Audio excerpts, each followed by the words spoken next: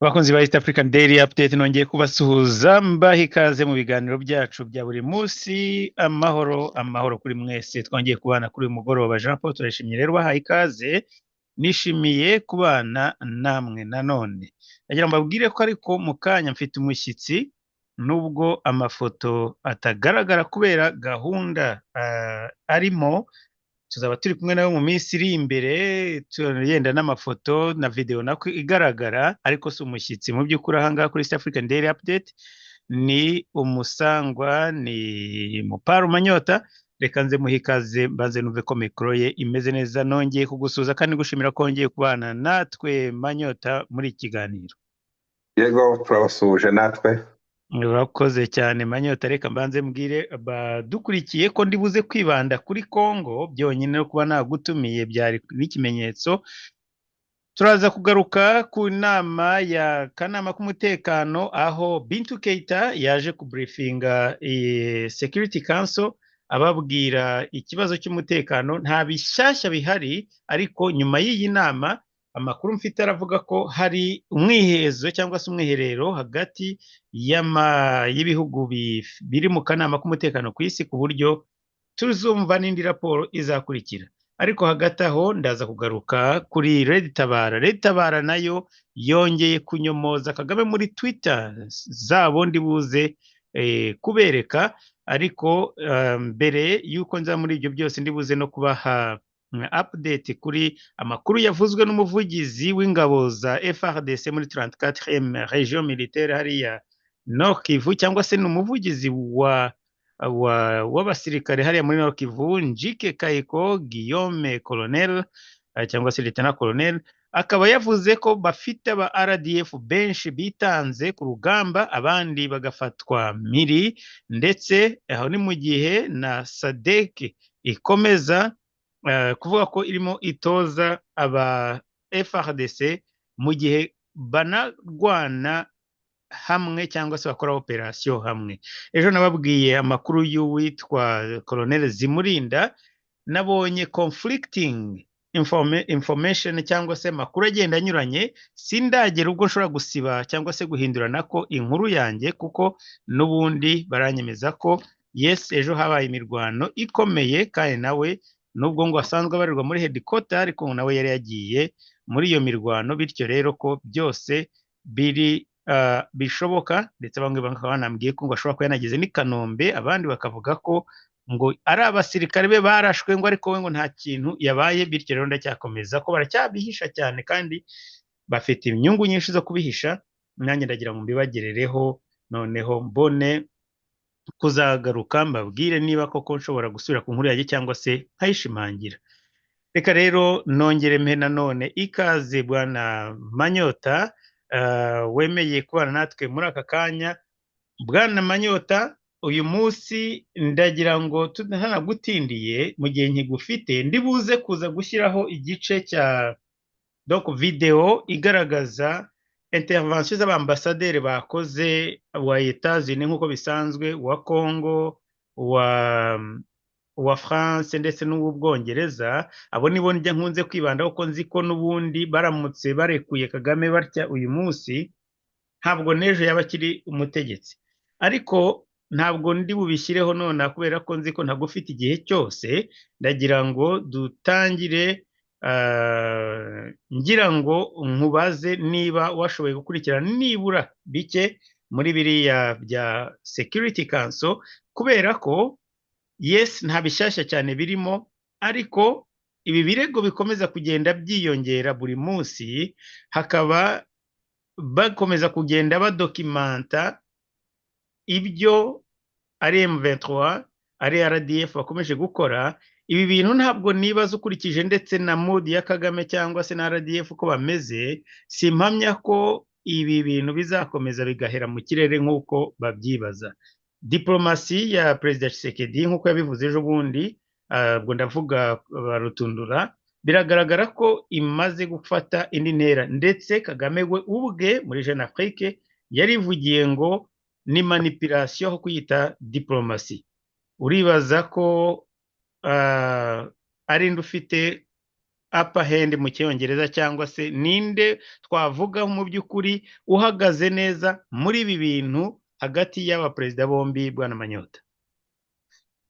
murakoze cyane kubaza ico kibazo, ariko ntekereza kuko buri muntu wese amaze kubona aho biherereye. Mu buryo bwa diplomasi intambara yararangiye, isa nkaho itagihari kuko Perezida Tshisekedi niwe watsinze iyi ntambara mu buryo bwa diplomasi. Hasigaye gusa ibi bya gisirikare bakirimo batera imigeri barwana, mvuga ngo hari abo baza bita ibikenya, n'abantu bapfa vuba.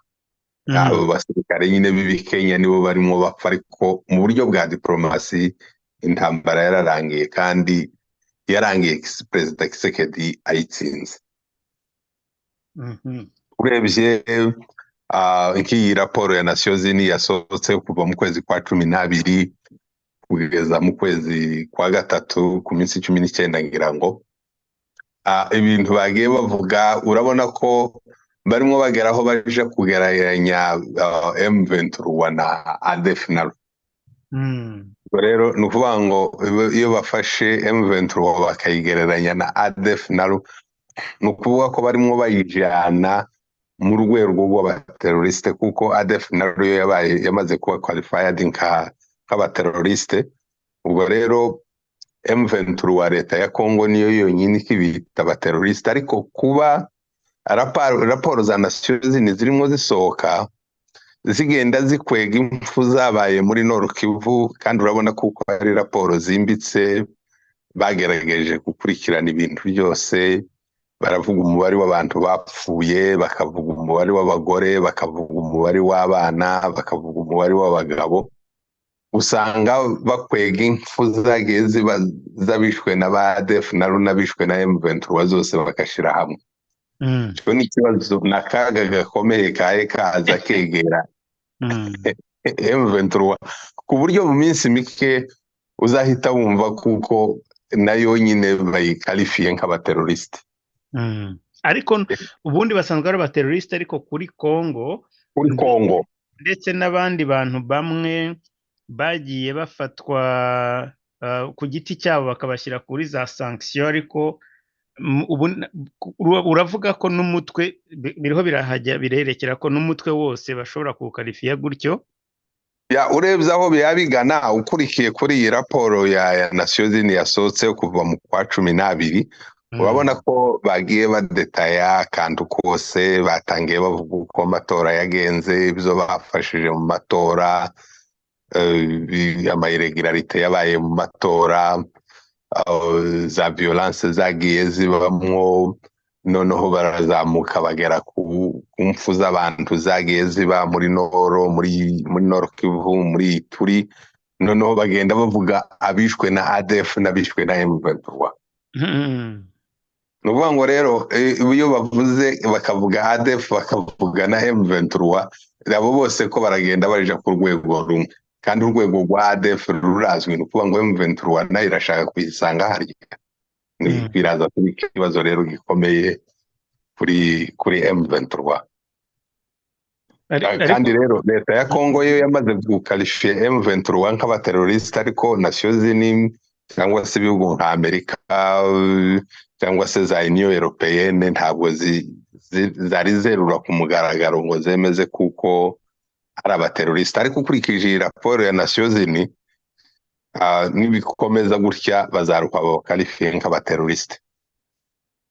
Uretse noneho n'ibyo raporo za Nations Unies zo zakoze, tunagereranyije yenda n'uburyo abantu bagiye bapfa ari za Kishishe hariya mu Birunga n'ahandi, byagiye bigaragara ko n'ubundi busanzwe buryo babica n'ubundi, kandi byaragaragaye ko ari babikoze mu by'ukuri, uretse kuba ari uko bari bakikomeza gutanga biriya binyoma bindi byo kuvuga ngo yenda bararwana uburenganzira bwabo, ariko urebye abantu bamaze kwica n'uburyo babishe no kubajugunya mu myobo, nabyo ubundi wasanga nta naho batandukaniye na ADF mu by'ukuri.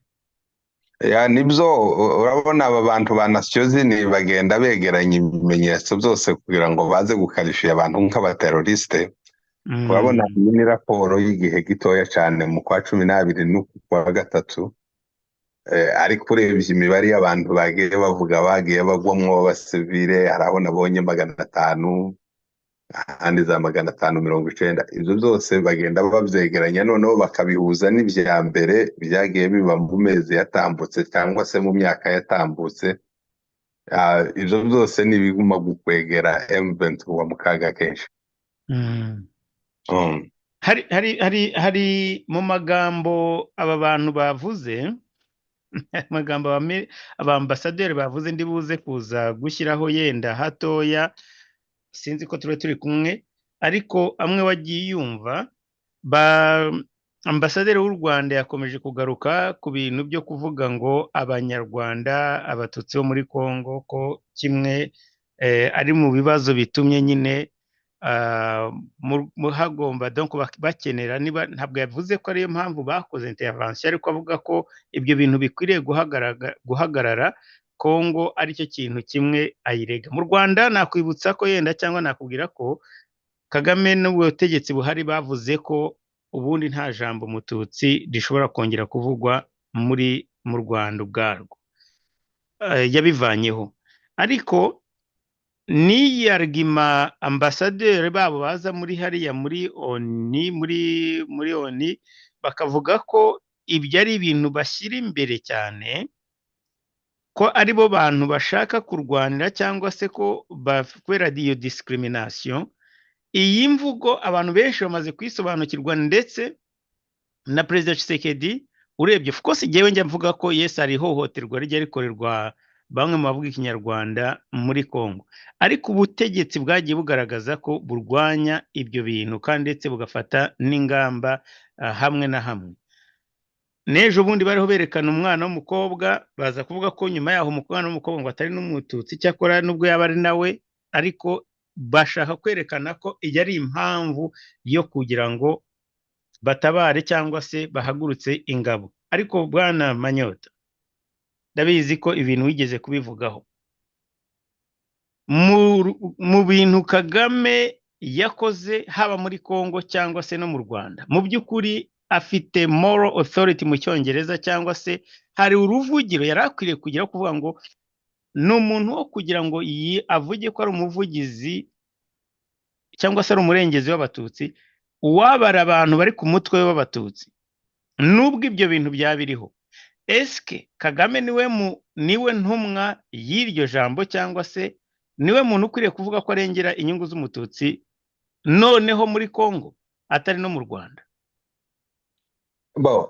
Sintekereza kuko ari ababwira, ari n'abavuga ko agiye kurengera, bose nta n'umwe wemera ibyo avuga, kuko bose bazi ukuri. Ari abatutsi bo muri Kongo bazi kuko mu barimo babisha Kagame ari ufashe iya mbere, ariyo nasiyo zini yaje kubwira, nayo irabizi neza. Ubonye nk'iyi raporo batanze uyu munsi, ubona ko binjira mu madetaye yose, baba bayazi akantu n'akandi n'umunsi n'amasaha acabayeho. Kuvuga ngo uno munsi Kagame yagiye kuvuga ngo ararengera abatutsi bo muri Kongo, nasiyo zini ifite amaraporo neza ahamya kuko TABARA y'abatutsi yatereningiwe mu Rwanda, ihabwa n'ibikoresho, baragenda baje kwica abatutsi bo muri Kongo. Nkeretse ari kuvuga ati mureke kubanyicira njyewe nyine mfite kuzabicira nkabamara.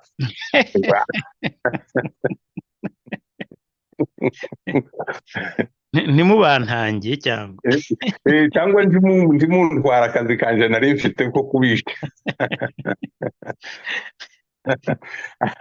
Ariko kuvuga ngo agiye kuturengera, kandi ibyo byose avuga nasiyo zini n'abatutsi bo muri Kongo babizi kuko ari bo bafashe iya mbere mu kubica, no kwikirigita agaseka wenyine.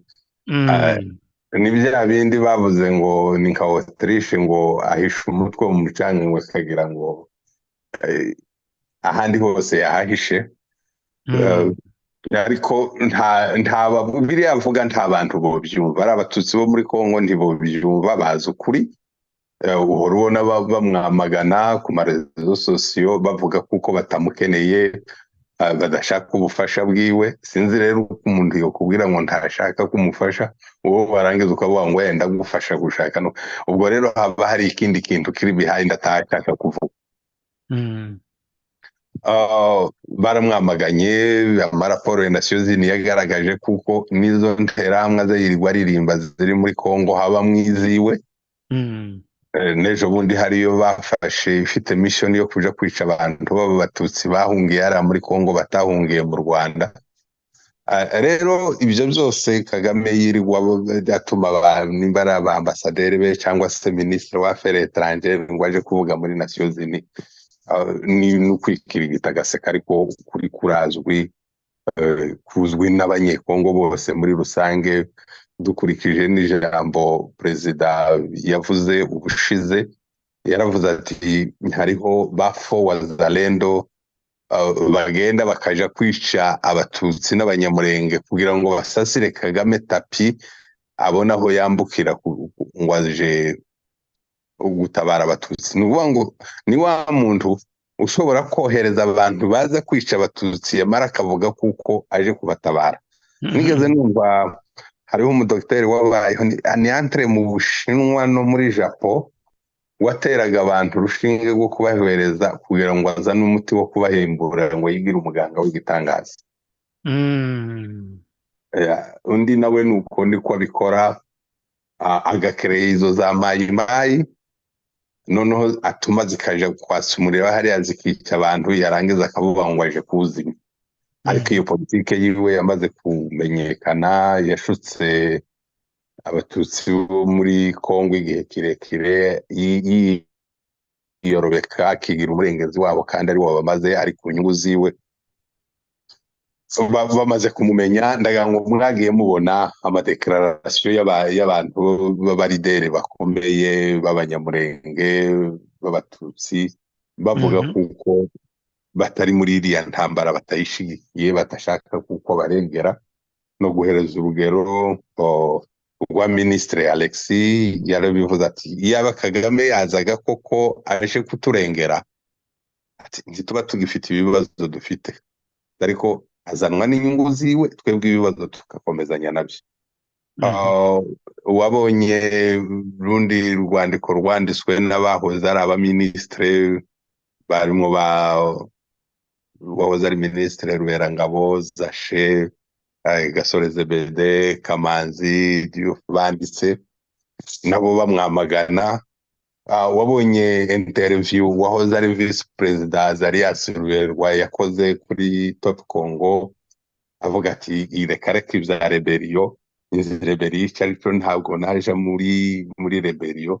Ibyo byose ni ibintu bimwamagana, bivuga kuko ibyo akora abeshya ngo arimo araje kurengera abatutsi cyangwa abanyamurenge ari ikinyoma. Bo bene nyiri bibazo bazi ko bo bikamurana na leta yabo, batiriwe baje guhamagara abanyamahanga. None hari ibintu bibiri, n'ibihugu 9, duzungurutswe n'ibihugu 9.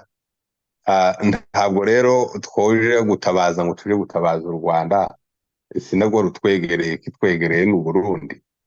Rero kuba u Rwanda ruhoza akarenge muri Kongo, rugahozemo rufite ibyo rugiye gushaka, ariko rutavuze ngo rugiye kurengera abatutsi. Iyo mvugo yarashaje, Perezida Kagame ashaka yayireka rwose. Umva uvuzemo ibintu bimwe, yenda harimo ibintu ngiye kubigabanyamo ibice bibiri. Icya mbere ni kubijyanye yenda n'ibyo bintu hari kuri FDLR, n'ibyo bintu byo kurengera abatutsi. Hari ibintu uvuze bitumye mbitekereje, uretse ko nkunze kubigarukaho kenshi urimo kubivuga. Ubundi yavuga iriya mvugo nkiriya, ufashe structure cyangwa structure y'iriya rebellion yashyize imbere, ugafata bitwa ba Bertrand Bisimwa, ugafata ba Kanyuka, ugafata ba Wiringoma, ugafata ba Makenga, ubwo ni umututsi, Papahama, ugafata Byamungu, banza ari umuhunde niba atari umutembo, ugafata bananga ugafata Nanga, ugafata Wiringoma, yewe na Erasto nawe yari umuhutu bakazara amabara abahutu, ubundi aho ngaho bashaka kuvuga yuko we ari umuntu witwaga muhutu mwema, agashaka kuvuga yenda ko ahari afatanyije n'abahutu beza mu kurwanya abo bantu barwanya abatutsi, cyangwa abatekereza ko abantu batashobora kureba komposisiyo y'abariya abantu yashyize imbere ngo bagaragare koko nabo ubwabo icyo atari cyo kintu cyabahagurukije, ko atari uko bahagurukijwe no kujya kurwanya abatutsi bahohoterwa. Iyo arebye komposisiyo y'M23, kuki icyo ngicyo cyo kitaba impamvu ituma abantu bavuga bati ese aba bantu wabaza bya Mungu yavuga ko aricyo cyamuhagurukije, wabaza Nanga yavuga ko aricyo cyamuhagurukije, kuki kiriya kintu ubundi kikinahabwa intebe? Komposisiyo yiwe no isobanura mu magambo abiri. Ijya mbere, ntashobora gukompoza ngo ashiremo umututsi ngo ari buba umuyobozi wa rebellion cyangwa se umunyamurenge, bitewe n'amasomo yahakuye ibihe cya CNDP. babona ko CNDP yari yarayihaye General Laurent Nkunda, ni ukuvuga ngo bamurekrita kugira ngo aze kuyobora M23. Bari bamubwiye kuko bagomba kuya CNDP agomba kurwanira uburenganzira bw'abatutsi, bakahabwa uburenganzira nk'abandi banyekongo, impunzi zigatahuka. General Laurent Nkunda we yabyemeye uko yari yabibwiwe, agira ngo nibyo yagiyemwo kandi abijyanamwo n'umutima n'ubushake, abikora nyine nk'uko we yabyumvaga. Bitandukana na misiyo bo bari bakeneye kuko abakorera, kuko icyo bari bakeneye ni ukuba hariya mu karere bagasahura gusa, ibyo by'abatutsi ntabyo bari bafite, nta n'ibyo batekerezaga. Noneho igihe cyarangira bakisubirirayo cyangwa se bakakomeza bakaba. Noneho Nkunda revendication ziwe zumvikanye, amahanga ahagurutse atangiye kubikurikirana. Noneho Perezida Kagame na FPR yiwe babona kuko ikibazo kigiye gukemuka burundu, noneho nikiramuka gikemutse burundu batazongera kubona ubundi buryo basubira kuza muri Kongo bafite icyo bitwajije, kuko ikibazo Nkunda azaba yagikemuye.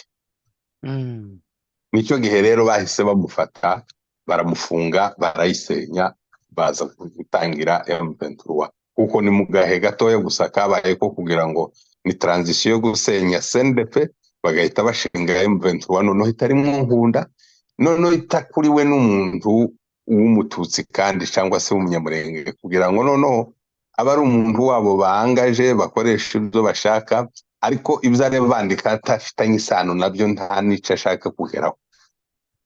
Niyo mpamvu CNDP yashize, noneho haza M23 ntiyongere kuyoborwa na Makenga, kandi mu kuja gusibla Makenga ntabwo bamufashe nk'umuntu bashaka kugira ngo akomere mu bya politiki. Ubundi Makenga ni umuntu w'umusirikare gusa w'umurwanyi, ariko ibya politiki buriya ntazi hepfo ntazi no haruguru. Umusirikare pe, umusirikare mwiza w'umurwanyi, ariko iyo bigeze mu bya politiki ntamenya iyo bishyo. Noneho abari we baza n'abatereka hariya mu bya gisirikare, noneho bakamuremera abanyapolitike ibo badafite iryo shaka ry'abatutsi gusa, bo barekirise nk'umuntu bahemba umushahara, igihe cyarangira bakamubwira ati gendera akazi twari twaraguhamagariye karangiye. Ubwo rero niko kuzana uriya Bertrand Bisimwa, ntaca abizi. N'uwo namubaza ese abo batutsi barengana bari hehe, batuye he, bande, ntabyo azi. N'umuntu gusa bihereye akazi, FPR yahaye akazi akakore, niyumvira murambiwe. Rero n'ubu nkaho yamurambiwe yasuye iragenda irekirita Nanga, ejo nibanambirwa Nanga bazusanga kandi barekirite uwundi umeze nka Nanga. Icyo ni kimwe ntekereza gituma bagira komposisiyo nk'iriya yo gushiraho bariyo. Ikindi cya kabiri ntekereza gituma bakora iriya komposisiyo ni ukugira ngo bakinge amahanga akababi ku maso, yerekane kuko usibye n'abatutsi hariho n'abandi bantu muri Kongo barambiwe buriya butegetsi. Noneho ntibyumvikane gusa kuko ari abatutsi bonyine ngo bihite bigaragaza ishusho y'u Rwanda muri Kongo noneho bagashaka kuzana abandi banyekongo nyine bameze nka kuriya kwa Bananga abifitiye ibindi bibazo byabo barimo bahunga mu gihugu noneho bakabomekaho kugira ngo bagaragaze ko intambara ifite ishingiro. Tekereza ko ari izo mpamvu zibiri zituma bakora iriya composition imeze kuri, ariko iya mbere navuze niremereye kuko nta munsi n'umwe nuko ntekereza ko nta yindi reberi zose kuba, ariko inabaye ntibashobora gufata umunyamurenge cyangwa umututsi ngo bamushire hari imbere bitewe n'amasomo bakuye kuri General Rurankunda. kandi yarangiza akavuga ko ari bo bamuraje ishinga ko aricyo kintu gikomeye gituma anahaguruka. Ibyo rero nabyo ni contradiction, ariko hari akantu ashaka gukoraho commentaire, ushatse gukoraho nawe reaction wayikora. Iyo ni hariya wavuze ku bya FDLR afite abe ku giti cye. Mu minsi yashize hari raporo yasohotse nako zihora zisohoka, ariko cyane cyane nyuma y'uko yasohotse hari n'ikiganiro kimwe bongeye gusa naho bagaruye barisurfacinga cyari cyarabaye mbere muri za YouTube z'u Rwanda cyo mu general witwa Rwarakabije, avuga uburyo donc création, avuga uburyo the making, avuga uburyo FDLR yabayeho mu mizi kuva mu mizi yayo. Avuga ibintu niba RDR bahinduka lire, rongera noneho bayitangiye kwifatira ibihano bayigira FDLR. Ibyo byose akaba ari umuntu wari bwa mbere ngo ari nka number 3. Biragenda abo ngabo ngo aramuzana, nyuma y'amuzanye bamwe bagiye bavugaho, bakagenda bazana n'abandi bakabasubizayo, ariko jewe hari abo nibuka. Hari nk'uwitwa Jerome Ngendahimana, ndumva ari nawe yarazanye nawe. Hari uwitwa Ninja bavugaga ko yishe abana b'Inyange. Hari abandi b'abasivile barimo nk'uwitwa Kigurube, uwitwa Kamarade. Abo ngabo baridegembye baza mu Rwanda nta kibazo. Hari noneho akuba ntabwo abo babiri ntabwo ari FDLR, bari batatu bo hejuru nibo bari abantu bara FDLR. Ariko ndashaka kuvuga babandi abashaka kurega President Tshisekedi n'u Burundi ngo barabafasha ngo kubera ko ngo bari bagiye nk'uko ngo bashaka gukomeza genocide batangiye. Abo bantu avuga mubwiye bamwe muri bo ari Ninja, Ngendahimana, Rwarakabije, Kigurube, Kamarade, yewe hari n'abandi bamwe bashakirwa n'inkiko za gacaca za Kagame mu Rwanda, akajya kubanegosiya kababwira ati muze nta kibazo, ibyo bya gacaca ni ibiki tuzabakuraho. Umwe muri bo nuwahoze ari Premier Ministre witwa Pierre Celestin Rwigema, yabaga ahangaha muri Virginia, ariko bakabwira ati wowe don't worry, ibintu bya gacaca ni twebwe twabishyizeho cyangwa se nitwe tubikuraho. Ibi binyoma byose hari abantu bamwe mu batutsi batari ige nawe bashobora kubitekereza akavuga bati urabizi koko Kagame arengera inyungu z'abatutsi. Ariko aya maraporo nubwo asohoka ari menshi, ubona ko Kagame we adacika intege gukomeza kujya imbere ya za kamera. Nejo umuntu naramwumvise kuri Jeune Afrique avuga nkaho koko afite impuhwe cyangwa se iki cyaha cya genocide gishobora kuba kiri ku mutima we, gisa nkaho kimuhangayikishije cyane cyane kubera abantu be nkuko abyita mu Gifaransa. Nabonye avuga ngo no donc our people mu Cyongereza nako ngatuvuga abantu bacu. Ibintu tuzi ko we ari hararwana no gusaba kunegosiya n'abantu kugira ngo arebe niba bashobora kuba bakomeza ubutegetsi bwe, ariko ntasiba gukomeza gukoresha ikinyoma. Kandi we iyo ababonye nta kintu na kimwe abatwara, iyo ababonye nta gihana baha. Aba bantu bose mvuga Bwana Manyota nta n'umwe wagiye mu rukiko ngo agaragaze ko ari umwere, uretse ko Kagame we yadesize we ku giti cye ko babaye abere kubera ko bemeye gukorana nanjye.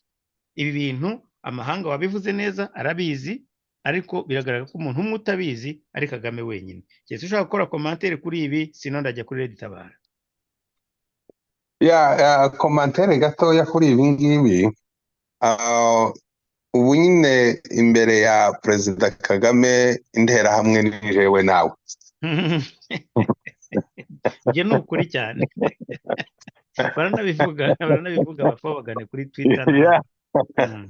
ni ukuvuga ngo umuntu wese ushobora kuvuga amafuti yiwe akora n'amakosa yiwe uwo niwe interahamwe. Umuntu wese umwogeza akavuga ko ari igitangaza, akavuga ko ari impano bahawe ivuye mu ijuru, akavuga kuko iyo abataba ari we abanyarwanda baba barashize, akavuga kuko ari utumye abanyarwanda babaho ndetse n'abanyekongo n'abarundi, abatutsi muri rusange. Uwo wese niyo yoba yarishe n'abo yiciye bahari bamubona bakabihamya, ariko yapfuye kubwira Kagame kuko ari we murengezi, uwo nguwo ntabwo ari interahamwe. Rero interahamwe zasigaye ubu nyine gusa nemera inzi imbere ya Perezida Kagame nizitemera amafuti yiwe n'amakosa yiwe. Uwo muntu wese yaba ari umututsi yaba ari umuhutu n'interahamwe, iyo bayarishe batarishe n'interahamwe. Ni ukuvuga ngo interahamwe ni abatemera kiriya gitugu ciwe. Ni nk'iyo komantere ntoya noshiraho kuri ico kibazo cyabo Kagame yita interahamwe n'abatita interahamwe. Hari umuntu wari umaze no kunyandikira mu kanya ambwira ko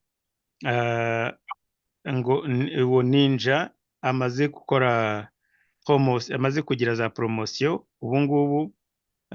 Icyo gihe yitwa banza ari majoro ninja, ubu ngubu yabaye ngo bamaze kumupromotinga ngo izina rye nyakuri yitwa Frederic Tangayenda, ngo yabaye General de Brigade muri promosiyo ziherukana. Na komantere yanakoze ko buriya muri ba Erasto, abana ba Erasto w'umucuruzi banza ngo harimo abana babiri, umwe ngo ni uwitwa General Gaceri, undi ni uriya warashwe rero akaba ari uwitwa Bahati Erasto, we ngo akaba ndetse ari n'umusivile, nubwo yagaragaraga nk'umuntu wambara imyenda ya gisirikare, ngo akaba ari na Consul General Makenga, kandi nawe koko ngo akaba akomoka mu bwoko bw'abahutu. Bityo rero ibyo ni komantere y'umuntu nyine uzi abo bantu, kugira ngo binagaragare ko biriya bintu kiriya kinyoma cy'abatutsi yarakwiye kukirambika hasi. Hanyuma rero hari topic, hari sije iri interesa Bwana Manyota.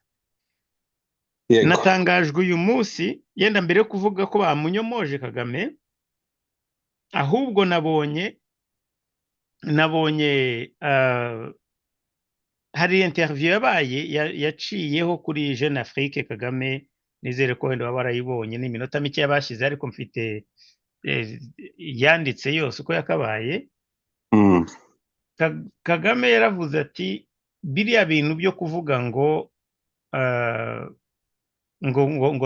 Tabara ngo Burundi bwaratewe, bati biriya ni invention, ati ni ikinyoma, ni ibintu bihimbano. Nimugorana naraye nkoze ikiganiro ntazi ko Tabara yagezaho noneho igakora tweet, ndiye ugiye kuzisharinga mu kanya, ikavuga ati turashingira kuri interview Kagame yakoze kuri Jeune Afrique, avuga ko nta bitero byarabaye, turagira tubyemeze ko byabaye. Iyi development urayibona ute? Niki gishobora gutuma Tabara ivuga ngo inyomoza Kagame, kandi mu minsi yashize yarayihetse, cyangwa se nabo bari bazi ko ari umupare wabo? Jambo tukiri kuri ya interview ya Perezida Kagame yakoranye n'uriya umunyamakuru kuri Jeune Afrique, gusa n'urukozasoni n'amagambo yagiye avugiramo, ngira ngo sinzi uriya mugabo ko kigira abajyanama nimba hari abo yigeze, nimba yarabigeze. Ariko amagambo yagiye ahavugira rwose ni amagambo ateye isoni, ko yavuze yahamagaye Perezida w'u Burundi amubaza impamvu yohereje ingabo muri Kongo, wogira ngo none ni chef d'état major wiwe yarimo ahamagara nka Mubaraka Muganga. Amubaza ati se ingabo wazohereje muri Kongo, muri Rucuro cyangwa muri Masisi, nguko. Ariko yashirutse isoni arabivuga, avuga ko yamuhamagaye. Ni nk'ukuntu uriya umugenzi we w'u Burundi yavuga ati mbwira ukuntu wohereje ingabo muri Centrafrique cyangwa wazohereje muri Sudani. cyangwa muri Mozambique. Sinzi nimba biriya bintu koko yaramuhamagaye cyangwa nimba yarimwo yibeshera ataramuhamagaye. ibyo byose yaramuhamagaye, ahubwo Kagame ntagira isoni. Hari ikintu kimwe abantu batajya yenda, urabona, kubera ko we ariyumva we wenyine, ntabwo yumva abandi. Ibimurimo yumva ashaka kuvuga, yumva ko we abyemerewe. Njye ntabwo nahakana ko yamuhamagaye rwose, buriya yarabikoze. aho namuvugira. Ariko nyine niyo yoba yarabikoze ntabwo ari ibintu byarekuza ngo aje kubivugira hariya, ngo avuge ngo yahamagaye mugenzi wamubaza kuba yohereje ingabo muri Kongo kugira ngo ariko nyine reka tuje ku ijambo rero rya dutabara. Ariko utararijyaho, nubwo igihe kidasigaye cyari kinini cyane, ariko icyo kintu kiri très important. Sinzi niba kumva ko avuga ngo nahamagaye mubaza ngo numvise. Wowe uratekereza, si no kuvuga gusa ngo yaravuze ngo mugiye kohereza cyangwa se mwohereje ingabo, ngo intelligence ze zamenye mbere yuko agiye kubohereza, aramuhamagara amwe ngo twamenye ko mushaka kugira gutya. Ibyo bintu yarangiza akamuhamagara, wabivuze uti nkaho ari habwira General Prime Ndikumagenge cyangwa se umukuru w'ingabo ze cyangwa chef wa brigade runaka. Biriya bintu, iriya arrogance, ntubona ko ari ikintu kimwe jewe ntekereza kitumye Kagame akomeje agesheje akarere aho kageze uyu munsi, bwana Manyota? Aho niho nashaka kugira ngo niba wakongera ugakora commentaire ibijyanye naho. Kigoye kubyumva ku muntu utazi amateka yiwe muri East Africa, ariko nk'umuntu uzi amateka yiwe yo muri East Africa, ibibazo yagiranye na Jakaya Kikwete, ibibazo yagiranye na Perezida Museveni, ibibazo yagiranye na Joseph Kabila, ibibazo yagiranye na Peter Nkurunziza, ibibazo yagiranye na Kisekedi, ibibazo yagiranye na Ndayishimiye. Kuvuga ngo rero wikange ngo yahamagaye, gusa nyine nagiraga ngo yogira isoni zo kubivuga kuko yabikoze, ariko ntabwo yoshwana n'abo baperezida bose adakora ibintu bimeze nk'ibyo ngibyo nyine yakoze. Image yiwe iragaragara. Uyu munyamakuru Scovia niwe wavuze ngo ni rompwe aba arimo azunguruka. Ni ukuvuga ngo ashwana n'uyu none, ejo agashwana n'uriya, ejo agashwana n'uyu, kandi gushwana n'abo baperezida bose reka ndebe. Kuva kuri Kikwete, Museveni, Kabila, Kisekedi, Peter Nkurunziza, Ndayishimiye, nubabona abaperezida batandatu. Ntabwo rero uvuga ngo abaperezida bose ko ari batandatu ngo ni abanyamakosa, nguriya niwe mwere wenyine. No, ubwo ni ukuvuga ngo niwe munyamakosa, kandi amakosa akora ni nk'ayo ngayo yo kuvuga ngo afashe telefone ko aje guhamagara perezida w'ikindi gihugu ngo yohereje ingabo mu kindi gihugu. Icyo rero ihita kigaragaza aho niwe wenyine, niwe nyenda muvano w'ibibazo biza bimubaho byo kutumvikana n'abandi baperezida bo mu karere. Ushingiye gusa kuri iryo ryonyine ryo kuvuga ngo yaramuhamagaye amubaza ngo ese ingabo ziwe ziri muri Kongo. Ni uko nyine Evariste ari umuntu utuje, ngahe mbwira undi mu perezida yari kumusubiza gutya. Bano kumutuka, bamwe bo mutuka baramutse batihanganye, kandi uwo mutuka ndiyo bamuhoye ubusa. Bibaze nk'umuntu amuhamagaye undi mu perezida nka Museveni akamuhamagara ati kubera iki wohereje ingabo muri Mozambique. Yamusubiza iki?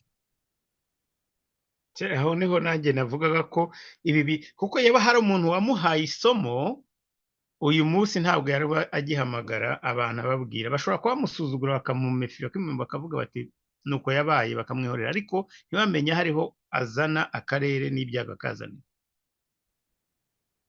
Ni ibyago akarere kagize guturana n'umuperezida umeze nk'uriya, uguma gutobatoba nyine akarere akabuza abandi baperezida amahoro. Ni ikibazo akarere dufite, kandi urumva iyo kigize perezida gihita gifatira n'abaturage bose, bazavuga ngo umwere uturutse bukuru ngo buza buca wakwiriye hose. none reba rero Mhm.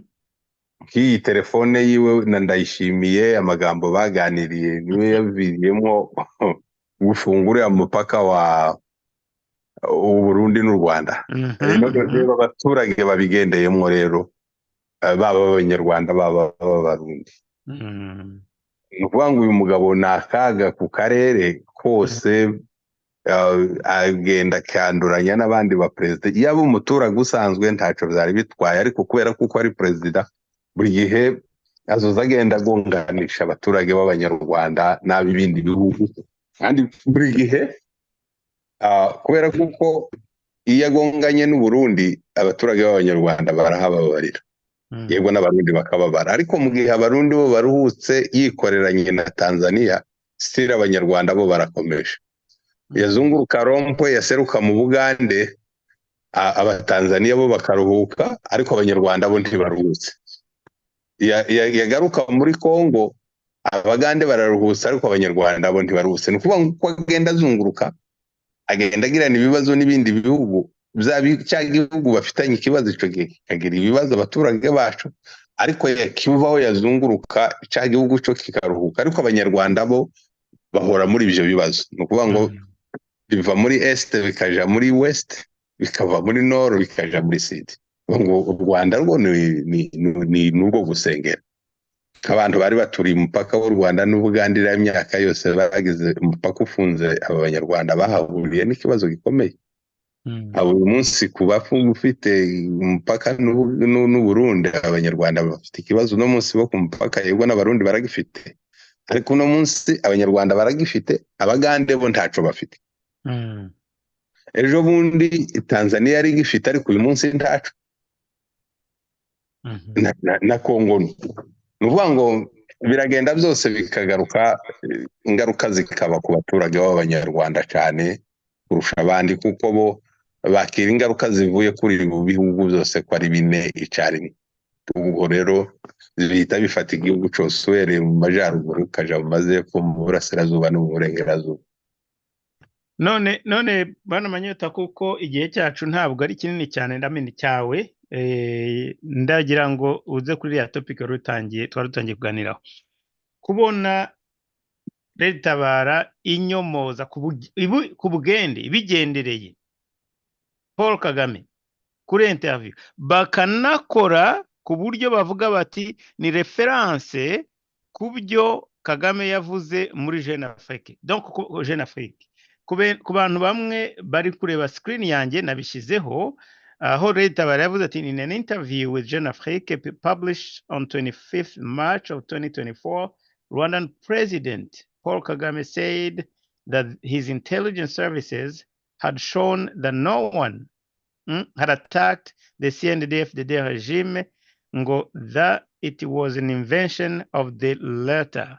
So arangije hasi baravuga bati bakubitaho poste bashyizeho le 23 décembre 2023. Yo bwabo biyandikiye bati le combattant wa Leta Tabara basé au Burundi ont attaqué le poste frontière de Vugizo. So bahita genda yibona ko babikoze babigendere, babanje kuba ati Kagame yavuze ibi, baranje bazana bazura bajya kubyura communique bakoze muri December bavuga bati ibi bintu urashaka kuvuga ko bishingiye kuki, cyangwa relation ya Kagame na Leta Tabara byabasagiye kubarekura bya bindi bavuga ati umubano wabo yenda ko akunda jugunya, baba bagiye kuba nka CNDP. uko mbitekereza, hari ukuntu azamura ikintu c'icuka c'ikinyoma akabesha abantu, akabagaragariza imbaraga nyinshi afite naho yageze, noneho akabashora mu kibazo.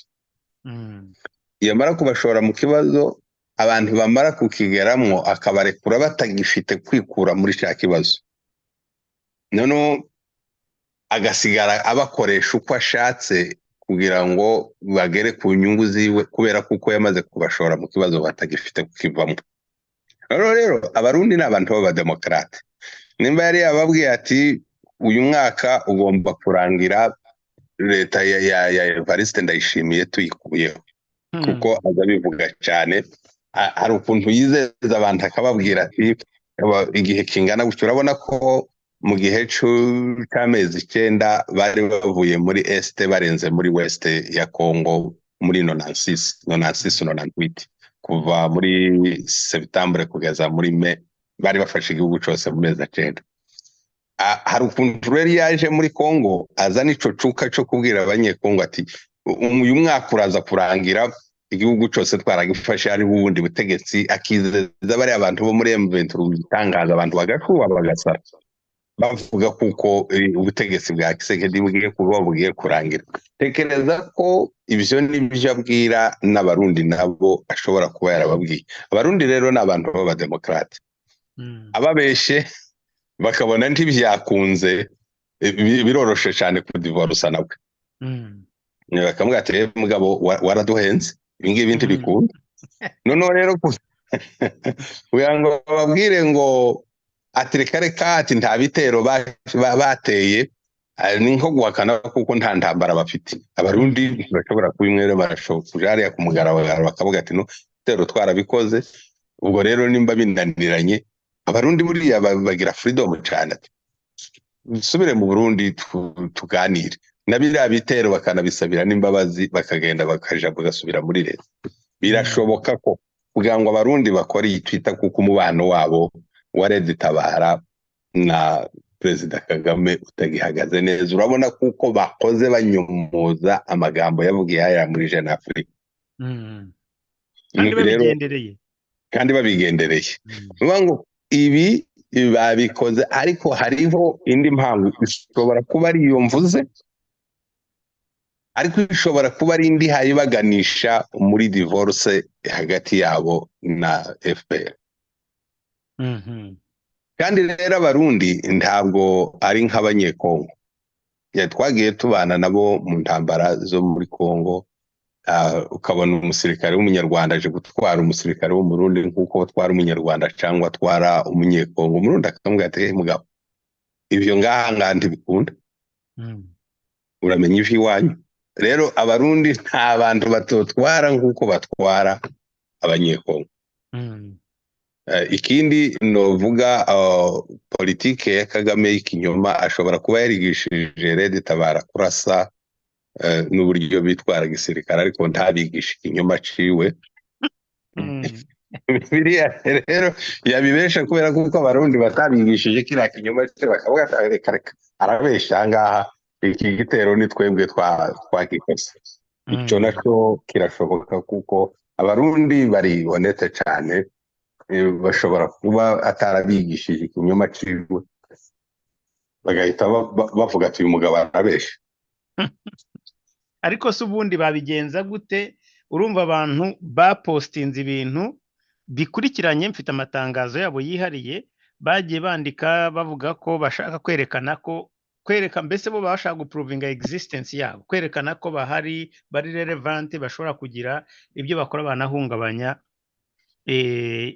guverinoma runaka. Hanyuma wakashaka kubabwira ataba ni icyuka. Donc urumva ko kandi nibyo bivuze neza ko arashaka kwereka abantu abarundi ko aba bantu bari abashaka kwereka TABARA nyine ko yavuga ibibareba, apana bo bivugiraho kuko giye nshobora kuvuga ibireba TABARA bo ubwabo nkabambura ijambo. Ahangaha basa naho bamubwiye bati oya ntabwo twakwemera ko uba umuvugizi wacu, ibyo twavuze birahari biranditse, ndetse niba utanabizi reka tubibyure twongere tubishyira ahagaragara. Kubera ko icyo gihe bari barabigiriweho inama n'u Rwanda yuko bagomba kudeklara yuko bateye. Urumva ko Kagame ashobora kuba we ashaka kugira ngo yivane mu kibazo, ariko bariya bandi bo bagasanga bizabitirirwa, bakavuga bati reka dushyite tubigaragaza. Ariko nibaza ko bafite n'impamvu yo kubishyira hanze ahagaragara, kubera ko bazi ko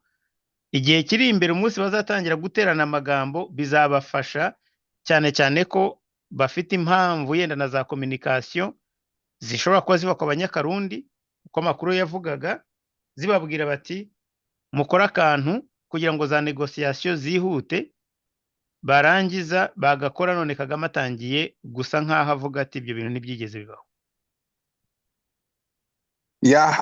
ariko ikindi kintu twakongeraho wenda tunasoza ko ku mwanya waje usa n'urangiye, nk'abantu bo mu karere bazi Perezida Kagame, kuba gusa bariya abantu ba Tabara bamuvuguruje bakirefera no mu kiganiro yakoze, ntekereza ko iriya ari divorce igaragara ibaye hagati ya Tabara na mbi cyane, kandi kuko Kagame bira ntabwo byamunezeza. Reka ntibyamunezeza, kandi abarundi nabo ntiyabafata nk'uko azafata abanyekongo, ntibamukundira. Tekereza ko hagati yiwe na Tabara birasa n'ibimwe bigenda bigana ku musozo, kandi ugana ku musozo kwiwe na Tabara bizoba ari ibihabi mu kwegera nanone mu kaga cyane. Niyo nta mbaraga nyinshi Tabara yari ifite, ariko yari umwambaro yambaraga kugira ngo abone uburyo harasinga Burundi. Atagifite rero Tabara sinibaza uko azosara kandi kusubira kwikorerana n'Uburundi, cyangwa se ngo abugabeho ibitero yitwajije. Erega na biriya bitero bavugaga ngo ni bya Tabara, hanini usanga ari we wagiye abigiramo imbaraga kugira ngo bibe. Oya, ni bo bikozeho, bo babigizemo uruhare, ariko bagashaka ko uwo mutwe babeshya ko bihishe inyuma ufata izo za declaration, nk'uko babikora kuri za M23, bakabwira Lawrence Kanyuka ngo niyandike, ariko kubera ko bazi ko babandikishije ibintu bishobora kuzabashyira mu manza cyangwa se mu kanama k'umutekano, noneho bakaba bagiye kubihindura, baragira ngo ibi bintu barabizi neza ko bishobora kuzakoreshwa mu minsi iri imbere. Kagame ntibashaka ko nawe abyigurutsa, ntabwo babishaka, kuko arashaka kwerekana ko nta cyazi, nta byabaye n'ibinyoma. Aba ngaba bakavuga bati bishobora kuba birimo imitwe, bagiye kutwigurutsa, kandi twarabyanditse, byanditswe bizwi, byaranavuzwe no ku maradiyo atandukanye. Abarundi n'abademokarate kandi. Bwana Manyota, yego ndagira ngo nkureke uzagaruke vuba, kugira ngo ukomeze gahunda zawe. Hari n'izindi dosiye ngiye gusigara nkina, byo ngo ambasaderi wa Amerika yavuze, nanjye ntateze amatwi neza cyane, yuko bagishobora kwevariwa gahunda y'u Rwanda, niba koko ari abantu bakwiriye kujya bajya guhagararira amahoro ku isi. Ibyo rero tuzabigarukaho wagarutse. Nkwifurije imirimo myiza, wakoze kuboneka muri aka kanya gatoya. Thank you. You're welcome. Thank you. Arakoze rero, mumfashe gushimira Bwana Manyota Muparo waje kwifatanya natwe muri kiganiro muri short notice. Akaba rero tudashoboye gukomezanya nawe muri kiganiro, ariko azagaruka vuba cyane. Hagati aho, mbere yuko mbakiniraho iriya video cyangwa se iriya byavugiwe muri Security Council, ndagira ngo nsubire inyuma gatoya mbabwire kuri SADC, formation militaire barimo bakorana n'abasirikare ba Congo. Ubufatanye bwa SADC na Congo iyi niyo partenariat ushobora kuvuga ati aba nibo bantu b'inshuti, bya bindi bakubwira bati ntabwo twebwe tuza kujya tukugaburira ifi buri gihe, ahubwo tuzajya tukwereka ukuntu yiroba.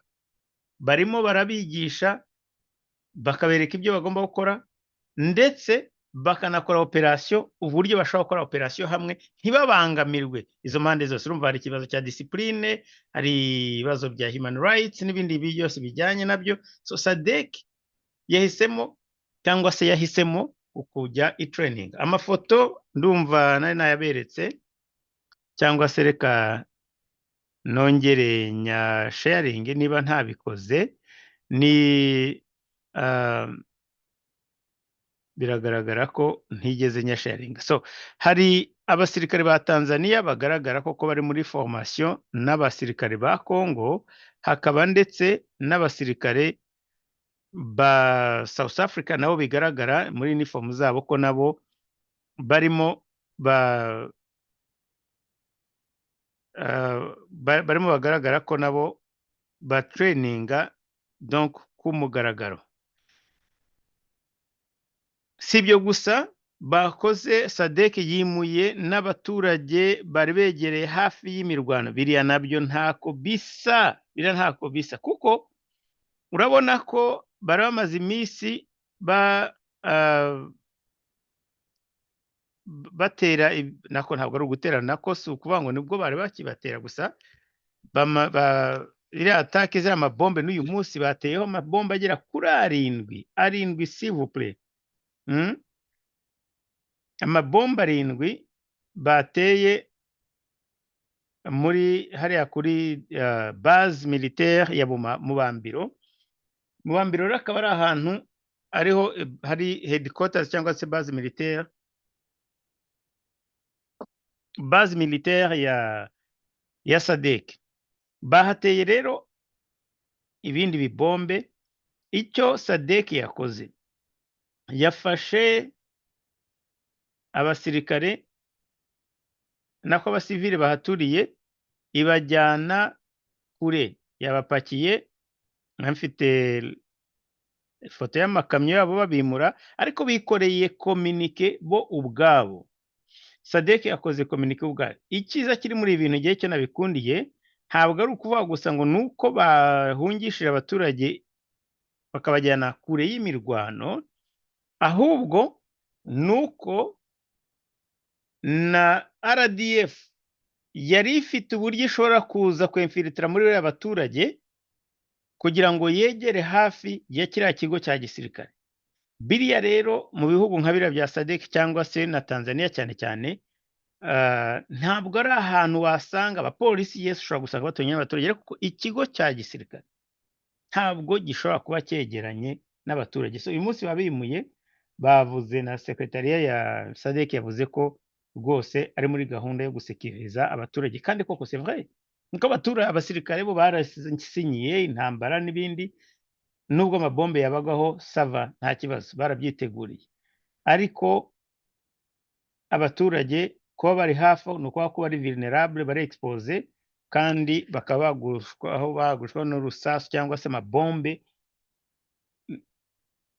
batari bo bari bagenderewe gusa kubera ko bari hafi y'ikigo cya gisirikare. So babimuye rero, ariko ngewe nkongeraho ko noneho na ziriya kunguru zishobora kuba mu by'ukuri zidafite n'uburyo noneho ziza kuza kuneka hariya. So ibi amafoto ndiho mbereka aha ngaha, aba ni uniform ya Tanzania of course, ndetse iyi ngiyi aba ni aba Tanzania, nako ni aba South African. So biragaragara ko aha ngaha urabona ko bari muri izo formation, bari muri training zo kugira ngo bibabashishe cyangwa biborohereze kugira ngo bazajye bashobora gukorana. Hagati aho nkivuga kuri SADC of course, uyu munsi hongeye kwirwa imirwano hafi ya za Sake. Calme yaje ku mugoroba, ariko amasasu yiriwe avugwa, ndetse n'ayo mabomba 7 nababwiye yatewe hariya, ariko ntabwo M23 na RDF byayihiriye, ndetse hari n'agasozi kamwe batakaje kari hafi aho ngaho hejuru ya Sake, kari kamwe mu busozi bari bamaze iminsi barakambitseho. Ibyo ariko si byo byakoze highlights cyangwa se byagaranze iyi mirwano y'uyu munsi cyane. Icyaranze iyi mirwano y'uyu munsi cyane ni aba basirikare. Ibi biri kuri site cyangwa se kuri Twitter account ya Colonel Njike Kayiko Guillaume, donc aho yerekana ko ari abasirikare ba RDF bafashwe, ndetse abandi bakaba bitanze. Araberekana, gakora communique. So biragaragara ko kuri RDF hari igihombo gikomeye cyane. Ejo bundi nababwiraga nako nejo yuko n'ubundi hari habaye perte ikomeye cyane ku rwego rwa kuri champ de bataille cyangwa se aho bakoreye imirwano. Uyu munsi rero yongeye kubyukira mu ma defense zabo, bavuga ko banetralije abantu benshi cyane, kandi bigaragara ko hariya ngo hari ahantu bigeze gufunga umuhanda umwanya munini pepe, ndetse hari n'abavugaga ko bagerageje gutwika imwe mu modoka za gisirikare za FARDC kugira ngo barebe ko babona aho bapaswa, ariko bikaba bitabakundiye. So iri tangazo rero cyangwa se ikominike y'aba umuvugizi w'igisirikare ntabwo dushobora kuri questioninga ko bye byose barabafite kandi bafite na za statements zabo, ubwo ibindi tuzabikurikirana. Ariko bafashwe, ikindi nuko bari bamaze kuba babafungiye hagati, babura aho baca igice cyose, ibivi inyuma hari hafunze nta badashobora kubatabara baturutse inyongeo za Minova no kuva Sake, badashobora kubatabara bafatira hagati. Urabona ko hari turiya dusozi turi hejuru yari y'amazi na Sake, so bahita bafatira hagati. Rero imigambi yabo irabapfubana, bamwe bamanika amaboko, abandi baza gufatwa mpiri, kuko ntabwo byari bigishobotse. Urumva agasozi hejuru kamwe bagafashe, inyuma umuhanda bawufunze, ku rundi ruhande naho bahafunze. Nta yindi option yari isigaye uretse kwitanga, kwishyira amaboko y'abasirikare ba FARDC. So ubwo urumva ko rero ibi ngibi hagiye kurwana intambara y'inkundura. Ibi nibyo nashaka kugira ngo mudatekereza gusa ngo bafasha abantu gusa birarangiye. No, ni ukuvuga ngo niba mwibuka ukuntu Kagame yasaze cya gihe cy'aba bandi babiri yafunze nako witwa General de Brigade Rutikanga, bafunga undi mu majoro, amazina ye nashobora kutayibuka, ariko bafunze abantu benshi cyane bazira yuko ngo bayobye bamwe bagafatwa. Mwibuke ko abo basore bageze bakajyanwa i Kinshasa, bakava i Kinshasa bajya kubatanga nako muri Angola. Angola niyo yakoze iyo diplomasi kugira ngo baze kubasubiza mu Rwanda. Ariko mwibuke neza uko Kagame yari ameze nk'umusazi, ntabwo ntiyari we. Avuga ati bafashe special forces, interrogation bakoreshejwe, bababwiye n'amabanga yose, inzira zacu cyangwa se imbunda dukoresha, ibi n'ibi na briefings zose twabahaye. Kuko Kagame we ashobora kuba yarasabye bariya babiri kubera ko Kongo ari bo yerekanye, abandi bakavuga bati yenda barapfuye, ariko kubera ko ari byo bavuga ko ari bari presumed dead, bari presumed ko bapfuye kubera ko badafite amakuru yandi.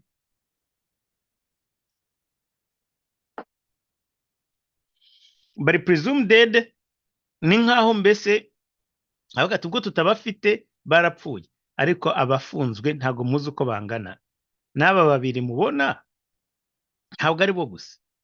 Donc iyi ntambara rero iraza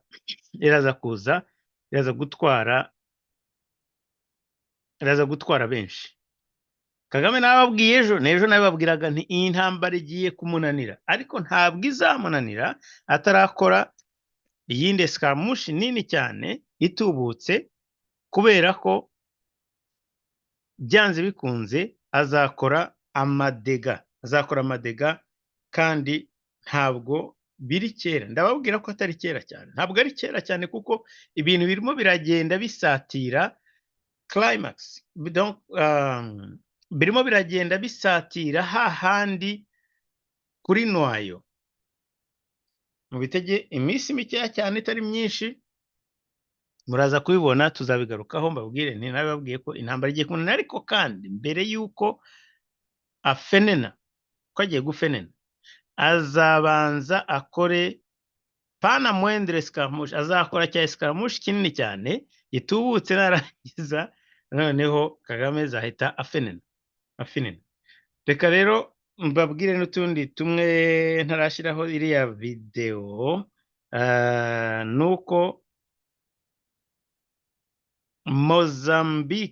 Mozambique minisitiri w'ubutabera waho yavuze ko aremeza nako agashimangira ndetse agakonfirma yuko u Rwanda rukora za operation muri Mozambique kandi rushimuta cyangwa se abanyarwanda bahohoterwa cyangwa se batotezwa muri ayo magambo. Abanyarwanda bari muri Mozambique baratotezwa kandi batotezwa n'abanyarwanda. Ibyo bivugiye muri parlement, yabivugiye mu nteko ishinga amategeko. Ibi rero ni ibintu, ni inkuru nziza cyane. Ibi nzabigarukaho ubwo nzaba mvuga kuri uriya Rutayisire mu minsi mike cyane iri imbere, ariko kubona minisitiri w'ubutabera, minisitiri wa justice ajya imbere y'inteko akababwira ati baba partenere bacu bari aha ngaha baje kudufasha kurwanya ibyihebe, bakora amakosa muri iki gihugu cyacu aduhesha izina ribi yuko duhonyora uburenganzira bwa muntu. Muri make yatanze ubwo buhamya ubwo yari ari muri parlement. Donc ni ikintu cyiza, nzabashyiriraho iyo statement ziri mu Portuguese, ntabwo nshobora kukibasobanurira, ariko nzashyiraho udutwite tumwe twagiye tugaragara barimo ari imbere y'inteko ari bababwira, ariko akora confession, arakonfesinga yuko yes, u Rwanda cyangwa se ngo abanyarwanda bahungiye muri Mozambique bahohoterwa cyangwa se batotezwa. Mwibuke ko byari byabaye muri Mozambique, muri Zambia mu minsi yashize, bagahaguruka bakabwira n'abaperezida. Ntabwo uyu nguyu perezida uriho bazabimubwira, we yagiye no kwigendera niba adahinduye constitution, ariko muzi ko ari n'inshuti ya Kagame, ni nka Makisar, nta kintu ni ukuvuga ngo bazajya babyumva ahite avuga ati biciye aha bihingutse hariya. Ntabwo bashobora ntashobora guproteja, ndavuga Philippe Nyusi wa Mozambique, ntabwo azaproteja abanyarwanda. Ariko amakuru nuko numva ko nawe manda ye iri hafi kurangira, kandi ko bishoboka ko batazamwemerera kongera kwiyamamaza bwa kabiri. So aramutse atiyamamaje cyangwa se atongeye cyangwa se bitamushobokeye ko yahindura constitution, n'abandi bamubanjirije nabo ngo nta n'umwe wigeze ugerageza guhindura constitution ngo bimukundire. Nibi nabyo ababivuga baravuga ko naramuka bigerageje akomeza kwinsista ko ashaka guhindura constitution, ntabwo biri bukunde, nabyo bishobora kumujyana. Ariko ntabwo twamutegaho kurengera abanyarwanda bariyo, kuko we ni inshuti y'akadasohoka ya Kagame. Yewe amakuru yandi aranavuga ko abasirikare ba SADC bazavayo mu kwezi kwa karindwi, bazaba barangije imirimo yabo. Nahoze mbona ibifobagane mu Rwanda bavuga bati ese mu by'ukuri ni gute ngo SADC ngo ifite ngo ni gute SADC ngo ifite amafaranga yo kuza kurwana ifite amafaranga yo kujya kurwana ngo muri Congo, ariko ngo ikaba ibuza yo kujya gufasha ngo aba SADC bagenzi babo muri Mozambique. Ibyo ni ibintu nasomye abafobagana barimo kubyandika, ngo birababaje ngo kubona banga kujya gufasha Mozambique, ngo ariko ngo babonye ngo bakubera ngo bavuze ngo raison ngo ari amafaranga makeya, ngo none bagiye kujya muri Congo, ngo ayo muri Congo yo ntibayabuze. Ariko bibagiwe yuko muri Congo na African Union nayo yabavuze ko amafaranga igiye kuyabaha, na ONU igiye kuyabaha. So ibyo rero byo barabyirengagiza, kuko bigira nyine bazabajeyi, bakavuga bati twebwe turirya tukimara. Of course ntabwo birya ngo bakimara. Murabizi ko amafaranga menshi barakura mu Bufaransa na European Union, ariko abaturage basanzwe bo ntabwo babizi. Yarabivuze, yarababwiye ati nta masezerano dufitanye, nta amafaranga, nta rumiya, nta naka. Of course yabikoze kugira ngo batazigera bamubaza n'urwo rumiya. So reka rero aya mavideo cyane cyane y'ambasaderi w'Amerika ndashaka kugira ngo muyumve aho hantu avuga ati u Rwanda tuzevariwa niba koko bakwiriye gukomeza kujyana abasirikare mu bihugu guhagararira cyangwa se gucunga umutekano. Reka rero mbasharinga iyi video irimo, ndaza gushyiraho hariya bari abantu mbabwiye, ntabwo ndi bushyiraho bose ariko mureke tubumve kuko niho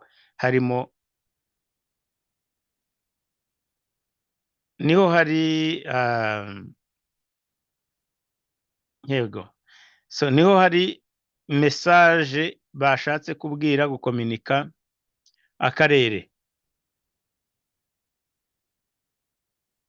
Muraza kunyihanganira tuyisharinge hamwe. Nagomba kuba nayikase by the way, nashaka kuyikata ariko ntabwo byari gukunda kubera yuko ni video yatangiye hashize umwaka, so ntabwo nari kubona space yayo, bityo rero nahisemo kugira ngo nyibasharinge muri ubu buryo.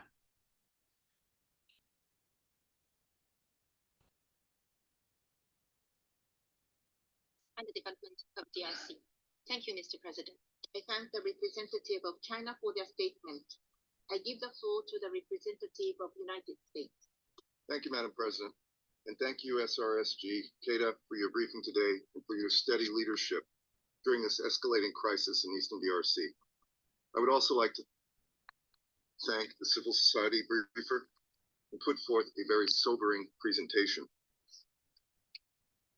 Madam President, the aggressive military incursion into Eastern DRC by the US and UN sanctioned M23 and the Rwandan Defense Force has put the mission's uniformed and civilian personnel under immense strain. The United States deeply appreciates and supports the MONUSCO peacekeepers risking their lives every day to protect civilians and combat armed groups amid heavy fighting.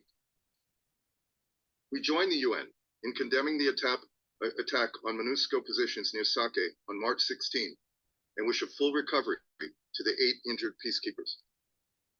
We have repeatedly publicly condemned Rwanda's incursions in Eastern DRC, its continued support for M23, a group which has perpetuated appalling human rights abuses against civilians, including sexual and gender-based violence, and RDF attacks against MONUSCO positions and equipment.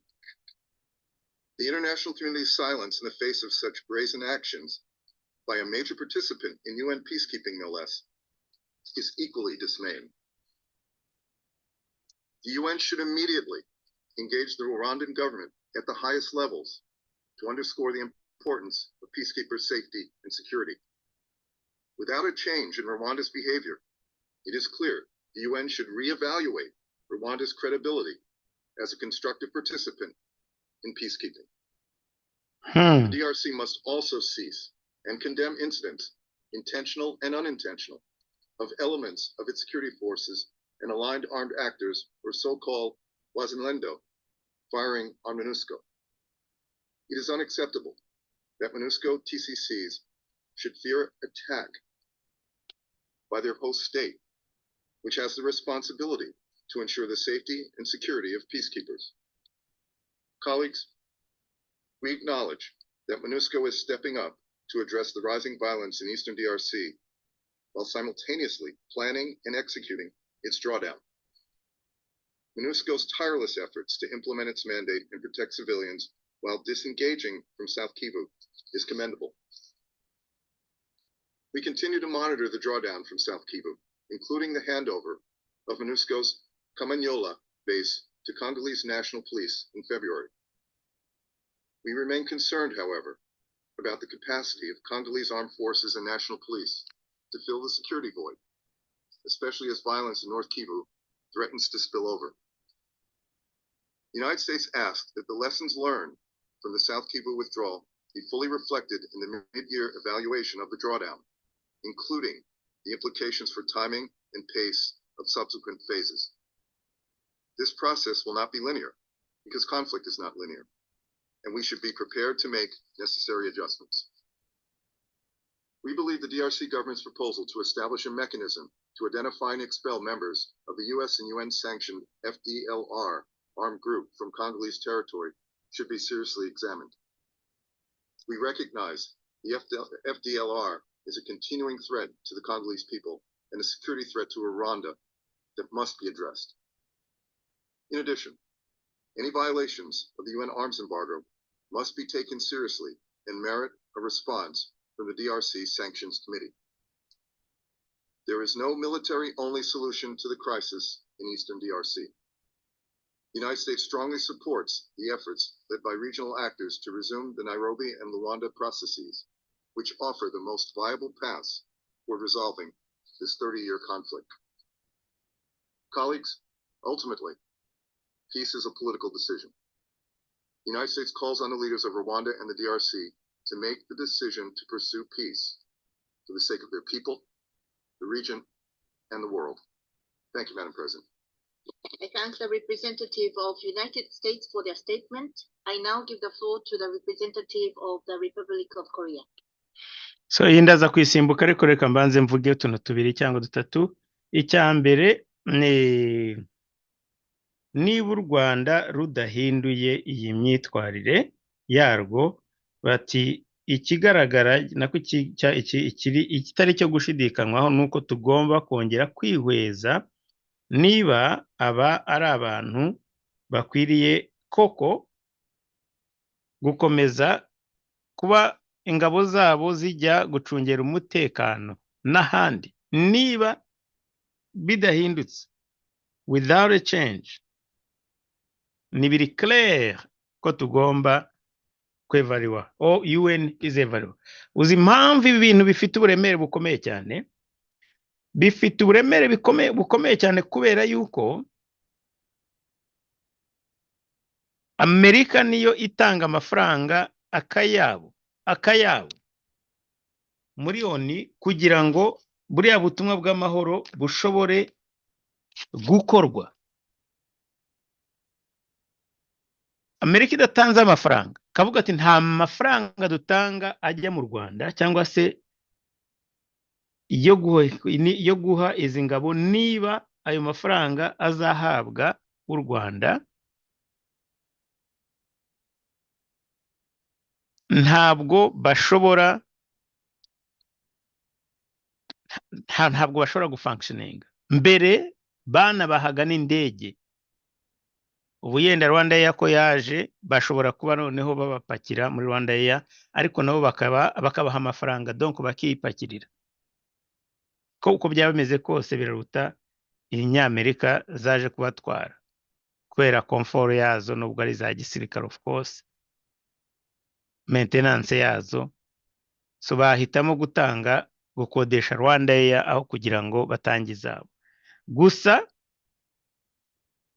uburemere bwabyo bushingiye ko byavuzwe na Amerika kandi ari itanga amafaranga. Of course ushobora kuvuga uti bizaba ryari, kandi bavuze bati niba nta gihindutse tugomba kubyihweza. Yes, bari bakwiriye kubyihweza hakiri kare. Nicyo twebwe twakwifuza. Ushobora gutinda, politiki ni politiki, ariko ubutumwa bwatambutse. Ndasimbuka ibya Korea njye ku Bwongereza kugira nabwo mwumve icyo bavuze. Aha ni Kongo.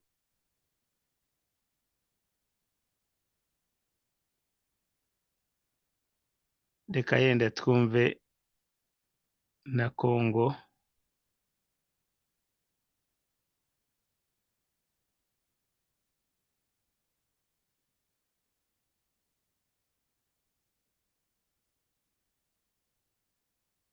What? For sustainable peace and stability in the region. I resume my function as President of the Council. I now give the floor to the representative of Democratic Republic of the Congo. Merci, Madame la Présidente. Thank you, Madam President. Madam President,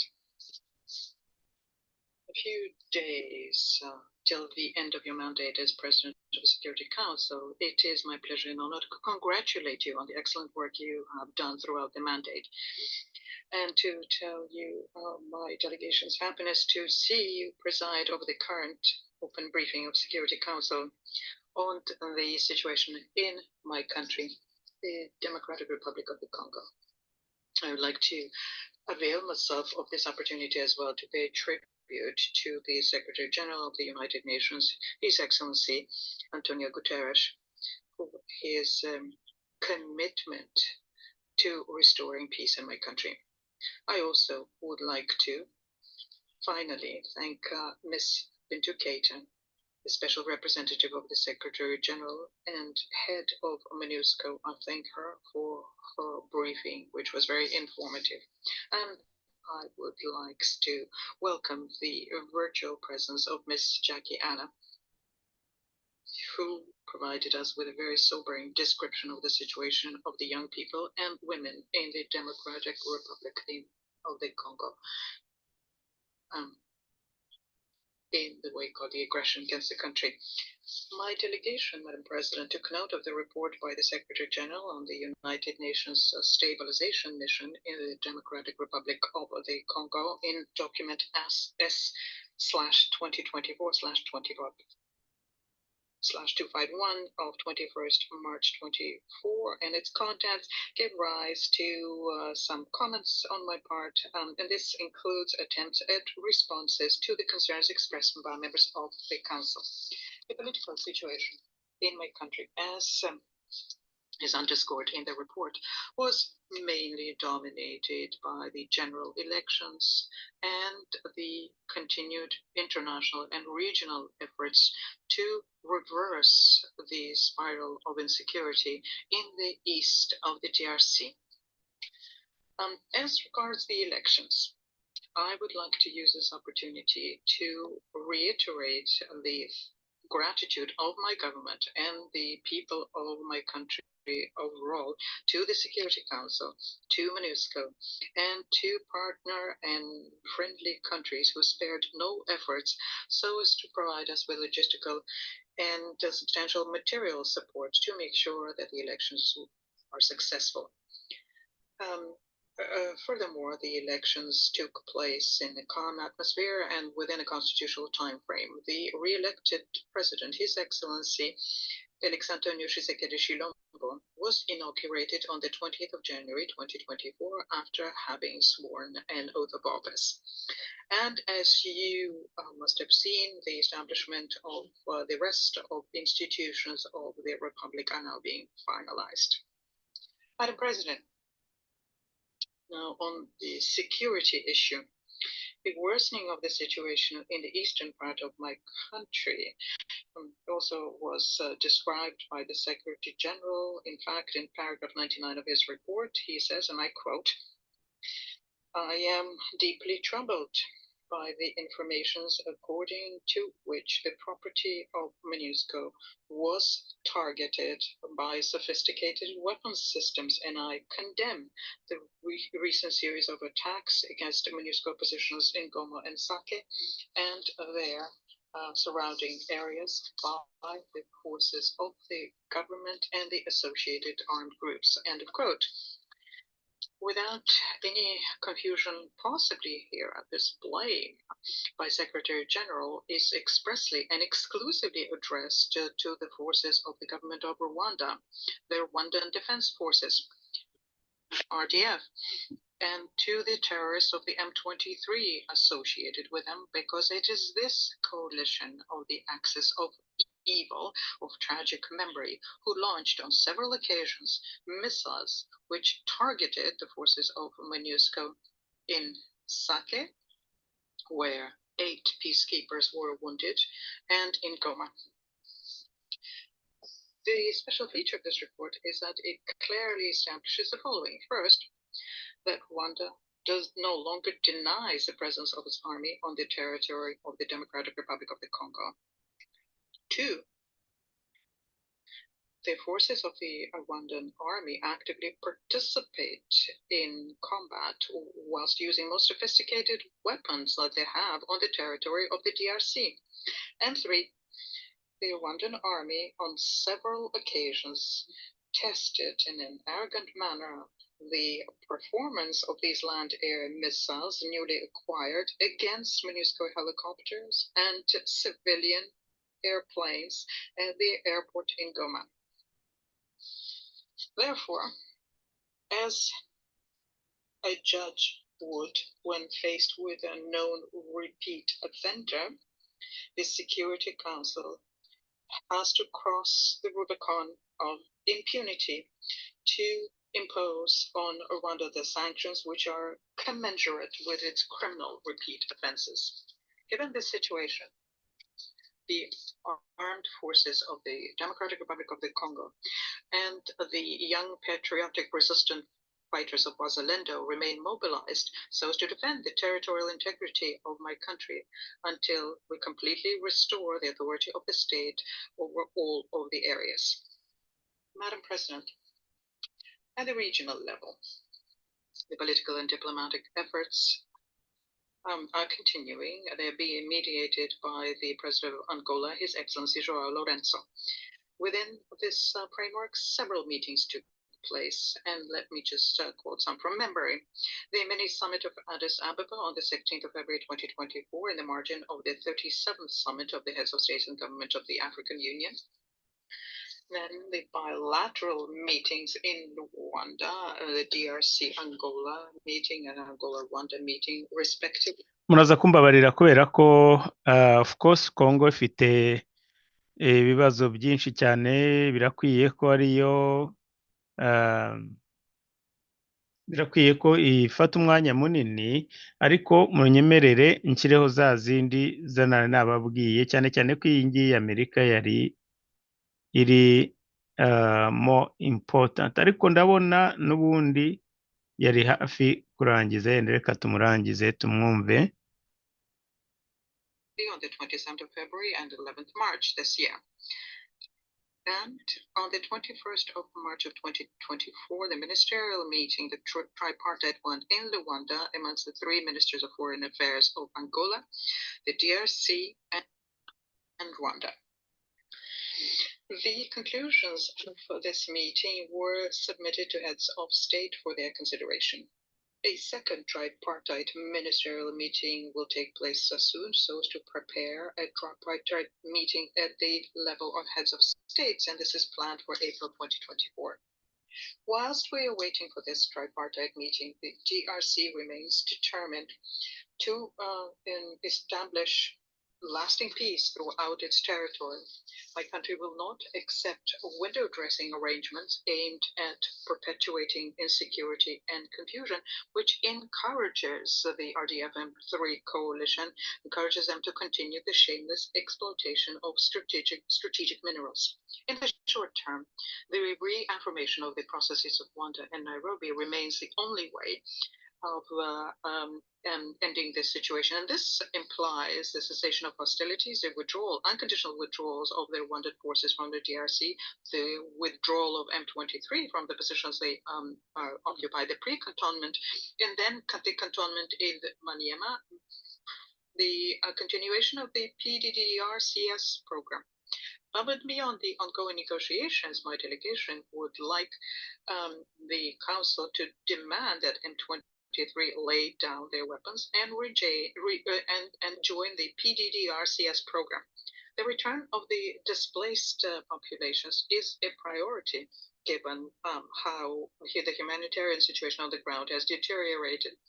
Given the numerous meetings that I've just mentioned, my delegation would like to ask the Security Council to make sure that throughout all of the discussions underway, that the Council remains vigilant and maintain the many bilateral and multilateral pressures on Rwanda until the withdrawal of M23 and the Rwanda forces are no longer the territory of my country. Madam President, still on regional efforts, I would like to speak about the deployment of the regional SADC force, SAMI or DRC. in line with the emergency meeting of heads of states and governments of SADC on the 8th of May 2023 in Windhoek in Namibia, where they authorized the deployment of SAMI DRC, the African Union Peace and Security Council on the 4th of March 2024 approved the deployment of SAMI DRC in the east of the DRC as a regional force there to restore peace.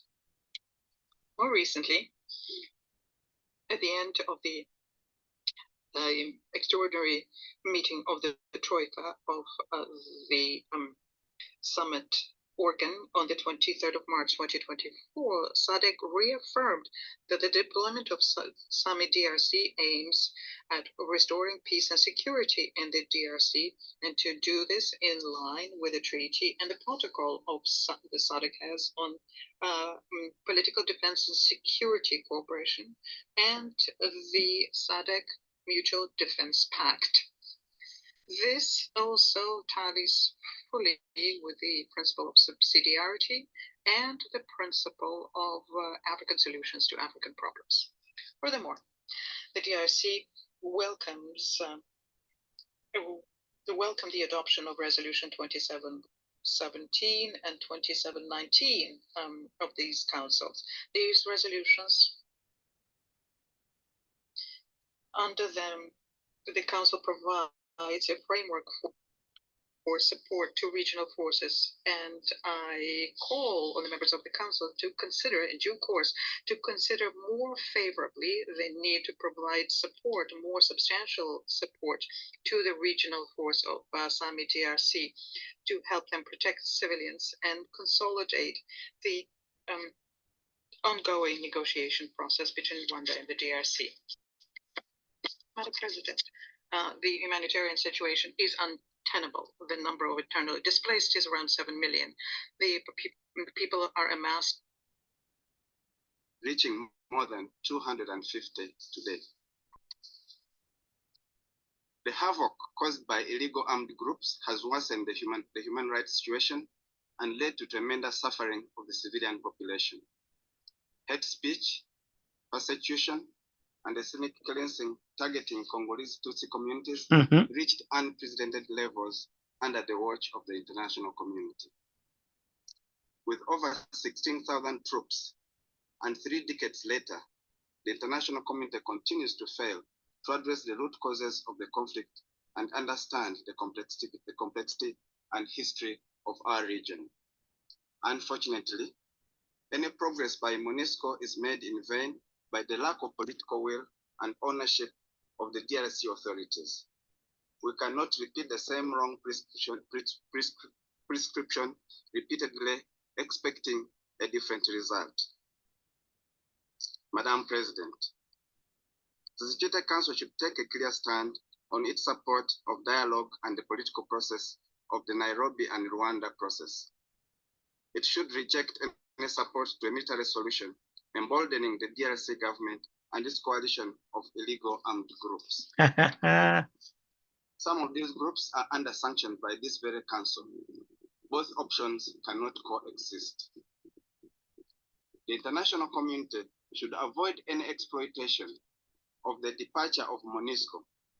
Its departure should not justify support for partisan forces that favor continued fighting, regardless of the collaboration between the Congolese army, FARDC, and the FDR genocidal forces. I believe it is important to remind the audience that the SAMI DRC force replaced another regional force from the East African community, the EAC. The EAC regional force made strides in imposing a ceasefire and accompanying the peace process. Sadly, it was met with fierce opposition by the DRC government, which only wanted this force to serve its own goal of pursuing a military solution. This move further showed the length to which the DRC government is willing to go to reach that goal, even manipulating entire regions against each other. Rwanda reiterates that any initiative that neglects to uphold the rights of Congolese Tutsi and Kinyarwanda-speaking communities will not yield sustainable results. This repeated injustice continues to push hundreds of thousands of people to take refuge in 2 neighboring countries, including more than 100,000 hosted in Rwanda. People who are denied their inherent rights will always find a way to regain them. Madam President, Council members, Rwanda's concerns remain unaddressed. The concerns are twofold. One, the presence and preservation of genocidal forces, and two, the recent public announcements by leaders in our region. Rwanda is concerned by the support given by FARDC to FDLR. These negative forces are being financed, armed, and embedded within the FARDC, alongside various Wazalendo militia groups. This support must cease, and these FDLR elements should be disarmed, demobilized, and repatriated to Rwanda. Rwanda is also concerned about the declaration of the presidents of Burundi and the DRC. They have repeatedly threatened to inflict regime change in Rwanda. And according to the group of experts on the DRC, both countries are fighting alongside the FDLR genocidal militia against M23 in an attempt to end a political problem through military means. Rwanda takes these threats very seriously. This is why we appeal for the current security issues to be resolved politically among the Congolese. We will not accept the DRC problems being externalized into Rwanda by force again. Madam President, Council members, as you might be aware, this coming April, Rwanda will mark the 30th commemoration of the 1994 genocide against the Tutsi. As we come together to remember and honor the victims, we should also raise awareness about the dangers of genocide ideology, which has spilled over into the DRC. This ideology stems from and is spread by the same people who committed the 1994 genocide against the Tutsi. This time, they are operating right by Rwanda's borders across the DRC. Rwanda appeals once again to this council to take this matter seriously. The international community must avoid being bystanders in the face of a genocide unfolding against the Congolese Tutsi community. To conclude, I wish to bring to the attention of this council the following. 1. Efforts made by MONUSCO have not produced the expected results despite colossal material and human resources available due to lack of national ownership by the host country. Rwanda asked the council to find a lasting solution to the threat posed by this genocidal FDR force, which has been wreaking havoc in the Great Lakes region for the last 30 years. Rwanda takes seriously the collaboration between the DRC government and the FDLR and the related threats to cause regime change by both the DRC and Burundi governments. Wow. And lastly, Rwanda appeals to the Council's vigilance and action to stop the spreading of hate speech targeting Congolese Tutsi. Let there be no other genocide in our region and beyond. I thank you for your kind attention. I thank the representative of Rwanda for their statement. I now give the floor to the representative of Burundi. Mbere yuko uw'i Burundi avuga, ntabwo ndi butinde ku bya Kongo, ni ibirego nyine bavana ingabo zacu bazabo mu Rwanda, bavanemo n'ibyo bisasu n'ibindi, ubwo bwitwazo rwose barureke ibyo by'abatutsi. Yaje kubona umwanya wo kongera kuza gukora ribaro, kuvuga nyuma bamaze kumuhata, bamaze kusandwicinga uyu mu minisitiri, ko urumva wa Kongo yagize chance yo gusubiza ibyo uyu Rwamucyo yavuze, ariko hari ibintu bajya bita gusandwicinga, donc gushyira hagati. Muraza kumva uyu mugabo Rwamucyo ko bigaragara yabaye sandwich n'aba bambasaderi bombi ari wa Kongo n'u Burundi. Ibinyoma avuze of course nabyo byatumye baha imbaraga zo kumunyomoza ndetse bakamuponda, ni nko kumunyuza mu misoto. Donc ikinyoma simbizi, niba banabwirana bati mubeshye, sinzi impamvu bagomba gukora izi statements zahoraho za buri munsi. Reka mvuge ko y'u Rwanda ati abatutsi community muri Congo. Mana yanjye, ubu koko murashaka kumbwira ko mufite impuhwe za tutsi community muri Congo, aho zibera, aho abantu babera, n'abari inyuma y'umusozi hariya wa Rebero,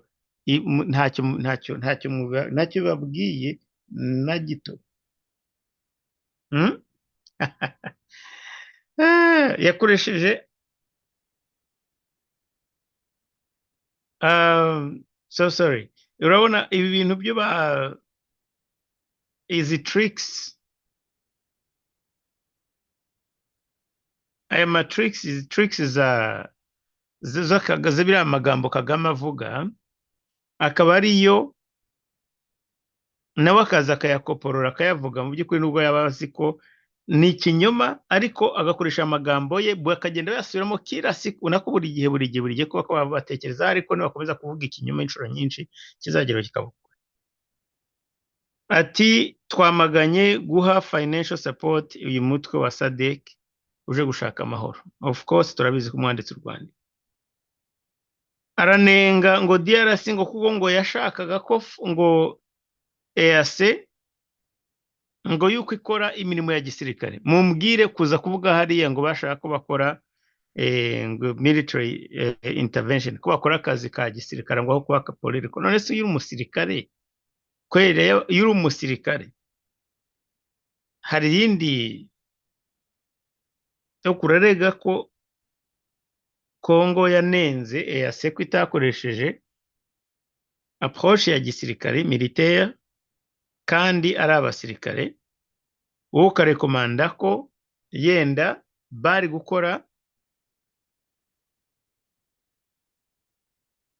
kurwana nako bari gukoresha politike nk'aho abaperezida n'abaminisitiri ba foreign affairs bakoraga iki. Hanyuma yongera ati FDLR, DRC n'u Burundi, nguko ya mvugo y'i Kigali nyine badukanye muri no minsi. Reka mumve u Burundi uko yameshe uyu u Burundi yamumeshe.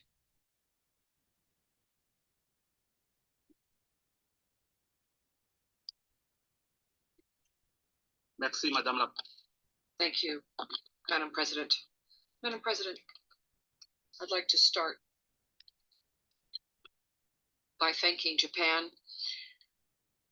for its presidency of the Security Council of the United Nations during the month of March, for having organized this session. And I'd like to also reaffirm to you our support to your mandate. My delegation takes note of the report currently being considered and would like to thank the briefers, Madam Bintu Keita and Madam Ali Jakiana, for their briefings. My delegation commends the commitment of the Secretary General of the United Nations through his special representative and his efforts to bring about a lasting peace in the east of the DRC, where the cardinal principles of the United Nations Charter have been breached. And this de facto makes it difficult and hinders all efforts to promote peace, security, and sustainable development, and to stop the suffering of the civilian people. Madam President, Burundi is very closely following the evolution of the security and humanitarian situation in the DRC and takes this opportunity to reaffirm its solidarity and support to the Congolese people. My delegation believes that given the gravity of the humanitarian situation in the DRC, a situation which is characterized by flagrant violations of international humanitarian law, the international community should therefore be even more attentive to the legitimate claims, and I reiterate, legitimate claims of the government of the DRC and the messages from the Congolese people, who for 2 decades now have been experiencing very difficult moments given the instability of the eastern part of the DRC. With regard to the current report being considered, Burundi would like to make the following observations in its national capacity. First, Burundi commends the good cooperation between Burundi and the DRC through the framework of bilateral cooperation in the area of defense in order to combat combat groups and terrorist groups, local and foreign groups, all of which are proliferating in the east of the DRC. Burundi applauds the deployment of the regional force of the SADC Yimuye, which should do everything possible to retake former positions of the regional force of the East African community, which fell into the hands of the M23. 3. Given the gravity of the humanitarian situation, Burundi supports the observations of the Secretary General contained in his report, especially those that relate to a commitment to providing operational and logistical support to the regional force of SADC in the DRC. 4. Good neighborly relations are primary in the Burundian foreign policy. Burundi's relationship with all countries in the region are on a good path, with only one source of concern, and that is Rwanda, our neighbor to the north. And we ask Rwanda to hand over the Putschists of 2015 that today are the brains of the criminal and terrorist group Red Tabara. They recently attacked peaceful populations who were sleeping, people who were mourning. This happened twice in a row since December 2023. Rwanda has a choice between good relations with Burundi or maintaining these criminal groups who have no political future on the Rwandan territory. Given these two options, the choice should be clear and easy. We urge Rwanda to opt for a choice that will put it on the right side of history. As to Burundi, upholding commitments undertaken by the Rwandan leadership to hand over this group of criminals who are on the run and being sheltered in Kigali would be a tangible contribution to combating impunity in the region and to upholding regional legal instruments in the region and peace and security. Turning now to regional efforts to restore peace in the DRC in the region, we're deeply concerned. We are deeply concerned by the resurgence of M23 attacks in the eastern portion of the DRC, and we urge this movement to respect the decisions taken by the heads of state in the region in the context of the Nairobi and Luanda processes in order to give peace a chance in that part of the DRC that has suffered so much. 6. Along the same lines, we are also very concerned by the spread of terrorism in the region, with a risk of a connection between the ADF and other terrorist groups in the Sahel or the Middle East or the north of Mozambique. Additional efforts on this front are more than necessary in order to nip the spread of terrorism throughout the continent in the bud, and to do so before it's too late. Conflicts underway in other regions of the world should not eclipse those on the African continent. Peace and security are one of the three major pillars of United Nations action, and we should therefore tackle the current conflicts with the same level of determination and the same amount of attention, and with a united vision and approach. By way of conclusion, Madam President, the situation in Eastern DRC continues to be very sensitive, and special attention from the Security Council is required in order to prevent a regional overspill. Burundi reaffirms its support to all initiatives geared to the peaceful settlement of the conflict, and will spare no effort to bring peace to the DRC and to our sub-region. Thank you. I thank the representative of Burundi for their statement.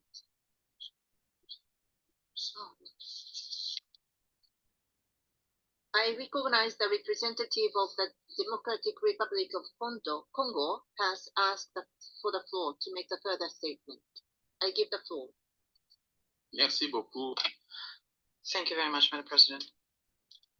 I'm not going to detain you much longer, but I simply wanted to make the following comment, that the atmosphere you're witnessing here and now is the atmosphere we also have on the ground. You have in the sub-region a country, which is going after all of its neighbors. You've just heard what Burundi said, and Rwanda claims, and I've already said that, I'm not going to dwell on this for much longer, but they claim that they're in the Congo to ensure the security of the Tutsi. But here we have the counter argument. Aren't there Tutsis in Burundi? Aren't there Burundian Tutsis who live in the DRC? Why is it just the Rwandan Tutsis? And they say, we do not want to externalize the Congolese conflict, which is an internal Congo conflict. Very well. Well, what are you doing in the Congo then? If this is an internal conflict, stay home. You do not want the Congolese conflict to be externalized, fine, but at the same time, you are sending your forces onto the Congolese territory. And then you say that there is a Tutsi being exterminated, that there is hate rhetoric, and then you denounce the FDLR. The FDLR that Rwanda is talking about, they're not Congolese. These are Rwandan people. These are the Rwandans who had committed genocide in 1994 in Rwanda against the Rwandans. But then they fled and found refuge in the DRC. The FDLR forces, their goal were being exterminated jointly by the forces of DRC and Rwanda in the past. On the social networks, and I will look for that video to make it official. There is a video in which you can see that the former ambassador of Rwanda to the DRC, Mr. Vincent Karigla, claims in 2018 that the Tutsi, or rather the FDLR, had been eradicated in the DRC to the point where they're no longer a threat for Rwanda. This was stated, and the video exists, and this was said by Rwanda at the time. And I'm saying this to show you that in actual fact, Rwanda is only there so as to exploit the wealth and riches of the DRC. We did say in the past, and I am dwelling on FDLR because I didn't talk about it in the past, but there is an aspect which needs to be underscored. The last report of the group of experts in paragraph 30, and I emphasize this again, specified very clearly that amongst the Rwandan contingents who are fighting on the territory of the DRC, there are FDLR who had been repatriated in Rwanda, and then Rwanda recycled them and resent them into the DRC to fight the DRC army. This is a game that Rwanda is playing. And I wouldn't want this Security Council to be deceived by this game. You have seen how far the malice was pushed to make sure that all of the neighbors are bothered by it. I don't doubt the fact that there will be a third neighbor at the next meeting who will come and complain. And with that, I thank you. I thank the representative of the Democratic Republic of the Congo. I see no more names inscribed on the list of speakers. I now invite council members to informal consultations to continue our discussions on the subjects. The meeting is adjourned.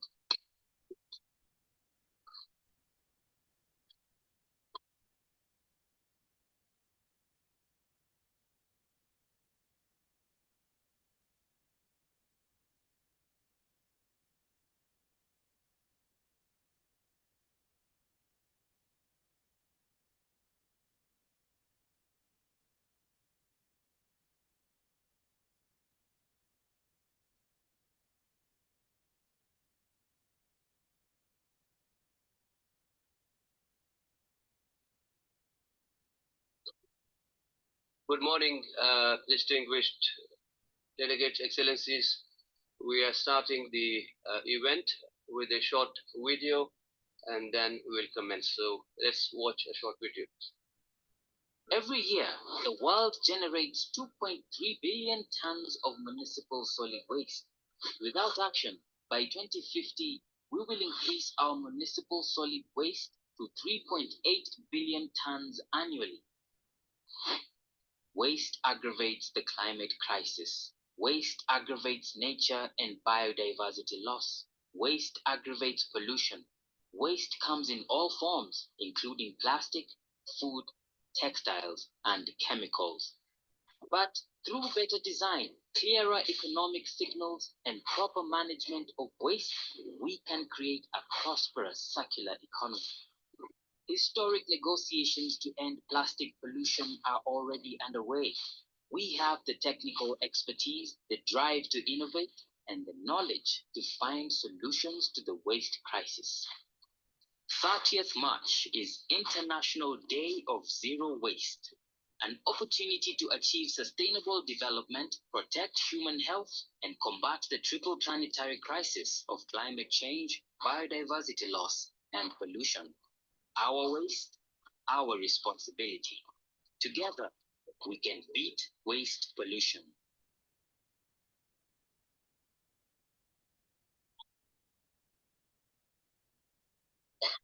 His Excellency, the President of the General Assembly, Excellencies, distinguished delegates, welcome to the International Day of Zero Waste. We have a full program for this morning with a slight adjustment which we will announce. The President of the General Assembly will speak before the videos of the Secretary General and others. So without further ado, let me first give the floor to Ms. Ligiana Rona, the ASG and the head of New York office for UNEP, for her welcoming remarks. Thank you very much, Jamil. Excellency, Mr. Dennis Francis, President of the 78th Session of the General Assembly, Excellency Ambassador Sedat Onal, Permanent Representative of Turkey to the United Nations, Acting Executive Director of UN Habitat, Mr. Mikhail, who just walked in, welcome. Excellencies, ladies and gentlemen, a very good morning and welcome to this event today. I'm very pleased to join you all for the second commemoration of the International Day of Zero Waste. My deep thanks to the Permanent Mission of Turkey for their enthusiastic commitment to the cause of zero waste, which has only grown stronger since the inception of this initiative. We at UNEP were delighted to be joined by so many of you in Nairobi earlier this month for the 6th United Nations Environmental Assembly, UNEA 6. Thank you very much, Mr. President, for being there too for this assembly. And thank you also for being here for the briefing of our Executive Director, Mrs. Inga Anderson, just last week. Thank you very much. The multilateral decisions of our assembly were agreed with the hammering of a gavel. But in Nairobi, there was no ordinary gavel. This one was an elegant creation of a swirling steel made of recycled plastic bottle tops gathered at the Dandora landfill in Nairobi, brought to life by Zambi Mati, a Kenyan engineer, environmentalist, and UNEP Young Champion of the Earth. It served as a fitting symbol of our Assembly's commitment to combating pollution and waste. This is just one example of what we can do by thinking of waste as a resource. What could we not achieve if we looked at this in a much bigger fashion, and how if we looked at the whole linear economy and moved it to a circular economy so that we could convert these resources, convert this waste into resources all the time. According to the 2024 Global Waste Management Outlook, published last month by UNEP's International Technology Center in Osaka, more than 2.1 billion tons of municipal solid waste are generated each year, a figure set to climb to 3.8 billion tons annually by 2050, as the video just showed you. The report is available on our website, should you want to look at that. 430 million tons of plastics are produced each year, 2/3 of which soon becomes waste, finding its way into our waterways, our habitats, and the very food we eat. Without urgent action, ladies and gentlemen, this rate is set to triple by 2060. Waste pollution, therefore, significantly threatens ecosystems, and through these ecosystems, human health and well-being. It places a disproportionate burden on women, children, and the poor. It fills our oceans and taints our landscapes. Beyond its tangible traces, waste pollution is one of the leading contributions to the climate crisis, accounting to up to 10% of carbon emissions. Luckily, we are devising more ways to reclaim, repurpose, and recycle. But there's one thing that we cannot reuse or recover, and that is time. With only 6 years to go to achieve the 2030 agenda goals, using what we have wisely has never been more pertinent. Thank you so very much. Thank you, gentlemen. Thank you, Ligia. UNEP remains a strong advocate for sustainable consumption and production and for efforts to reduce waste, as always. I would now request His Excellency Ambassador Sedat Onal, the permanent representative of Turkey to the United Nations, for his remarks. Ambassador, you have the floor. Thank you very much. Ambassador Dennis Francis, President of the General Assembly, Assistant Secretary General Hüseyin Orona, UN Habitat Acting Executive Director Shelmi, and distinguished colleagues, I would like to express my appreciation to all of you for joining us as we commemorate the International Day of Zero Waste. I also thank United Nations Environment Program, UNEP, and United Nations Human Settlements Program, UN Habitat, for co-organizing, co-hosting this event with our mission. Having launched its National Zero Waste Initiative in 2017 under the leadership of Her Excellency Emine Erdoğan, First Lady of the Republic of Turkey, my country has come to take an active part in international efforts to promote sustainable consumption and production patterns and raise awareness about local, national, regional, and international zero waste initiatives. The resolution entitled Promoting Zero Waste Initiatives to Advance the 2030 Agenda for Sustainable Development, adopted by consensus at the UN General Assembly in 2022, was an important milestone. Subsequently, the first commemoration of International Day of Zero Waste was held last year, as you would remember, at the General Assembly, and the establishment of Secretary General's Advisory Board of Eminent Persons on Zero Waste was announced then. The first meeting of the board was held last year in Istanbul under chairmanship of our First Lady, where the board outlined its work plan. Accordingly, the board has been raising awareness by collecting information on good practices, initiatives, and success stories all around the world. Currently, the board is preparing thematic briefs in collaboration with UN Habitat and UNEP, which will cover innovative practices, policy considerations, community engagement, and technological advancements contributing to zero waste goals. These briefs are designed for the public, policymakers, practitioners, and stakeholders to deepen understanding, inform decision-making, and foster awareness about different aspects of zero waste. At high-level events, the board members are planning to raise awareness on effective waste reduction, reuse, recycling, and sustainable practices. Distinguished colleagues, embracing a zero-waste vision can address some of the most pressing social, economic, and environmental issues of our time on four main areas. First, waste has immense adverse effects on the environment and biodiversity. Each year, billions of tons of waste are generated globally, polluting our land, water, and air. Plastic pollution has grown into an epidemic. Inexpensive virgin plastic production and consumption have reached unsustainable levels. It has become a major root cause in biodiversity loss.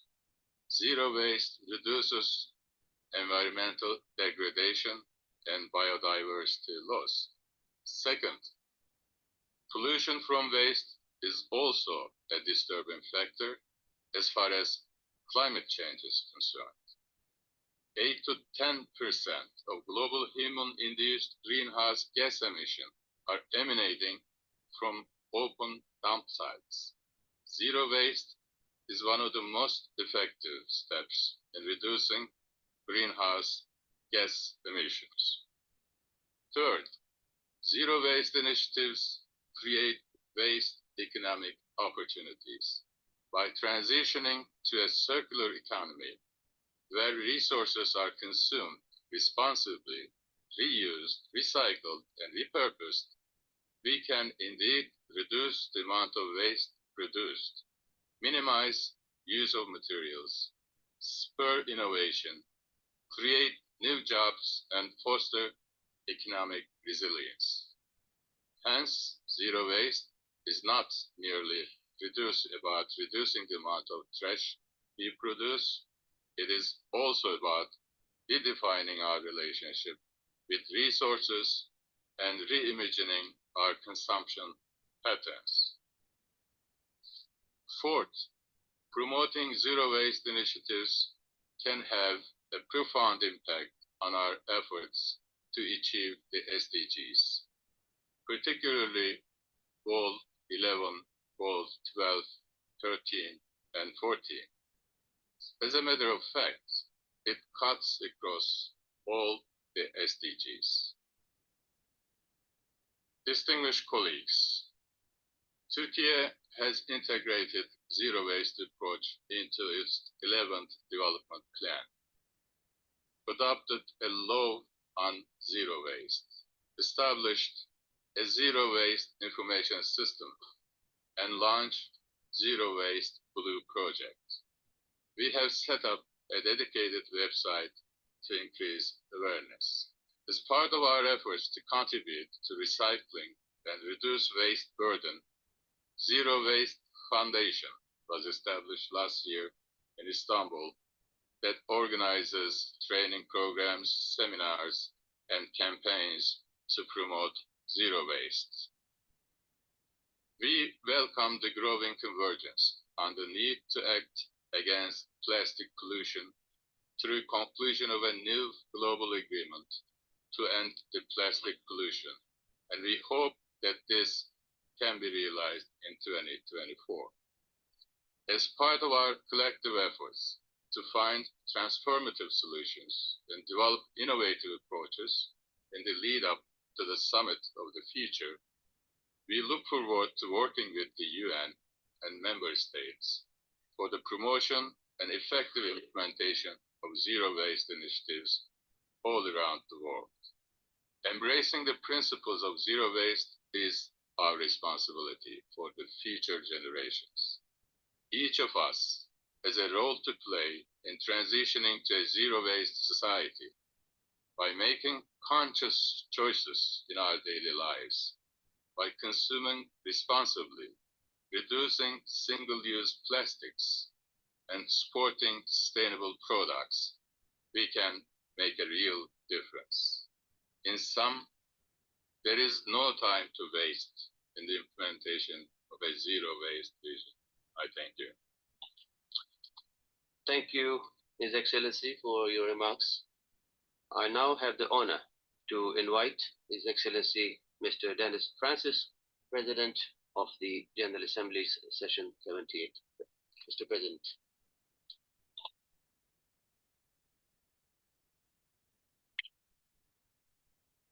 Your Excellency Sadat Onal, Permanent Representative of the Republic of Turkey to the United Nations, Ms. Lygia Noronha, Assistant Secretary General and Head of the United Nations Environment Program Office here in New York, Mr. Mikhail Milner, Acting Executive Director of UN Habitat. Excellencies, ladies and gentlemen. Let me begin by commending the permanent mission of the Republic of Turkey, the United Nations Environment Programme, and the UN Habitat for co-organizing today's event, marking the International Day of Zero Waste.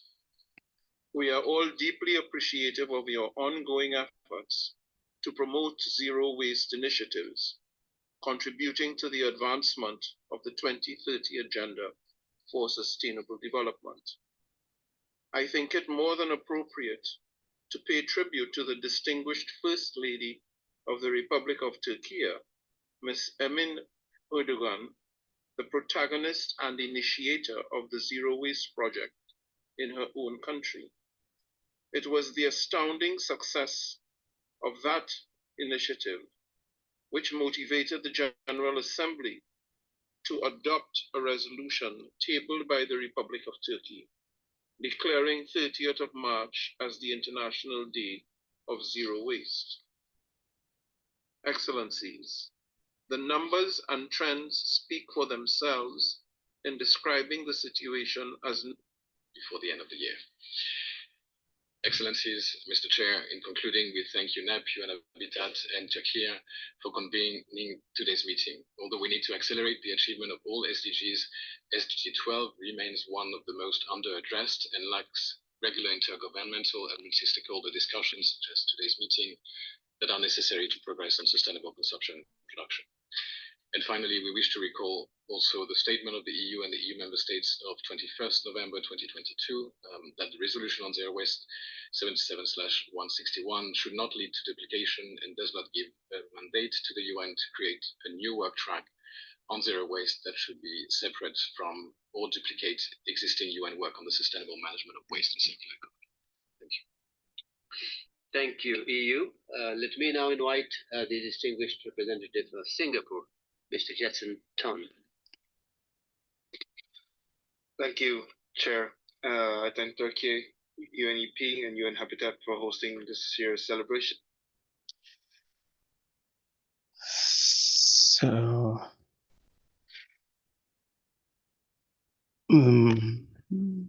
International Day of Zero Waste. I also thank First Lady Emin Erdogan for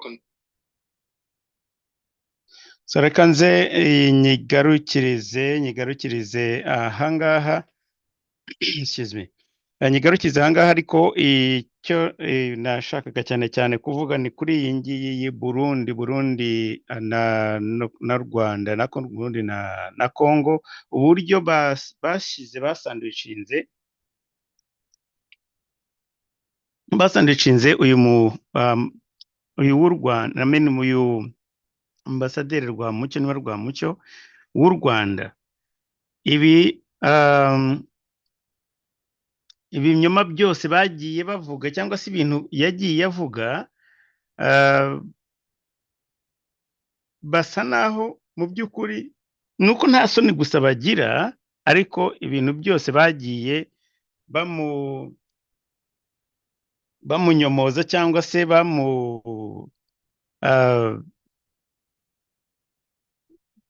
basa naho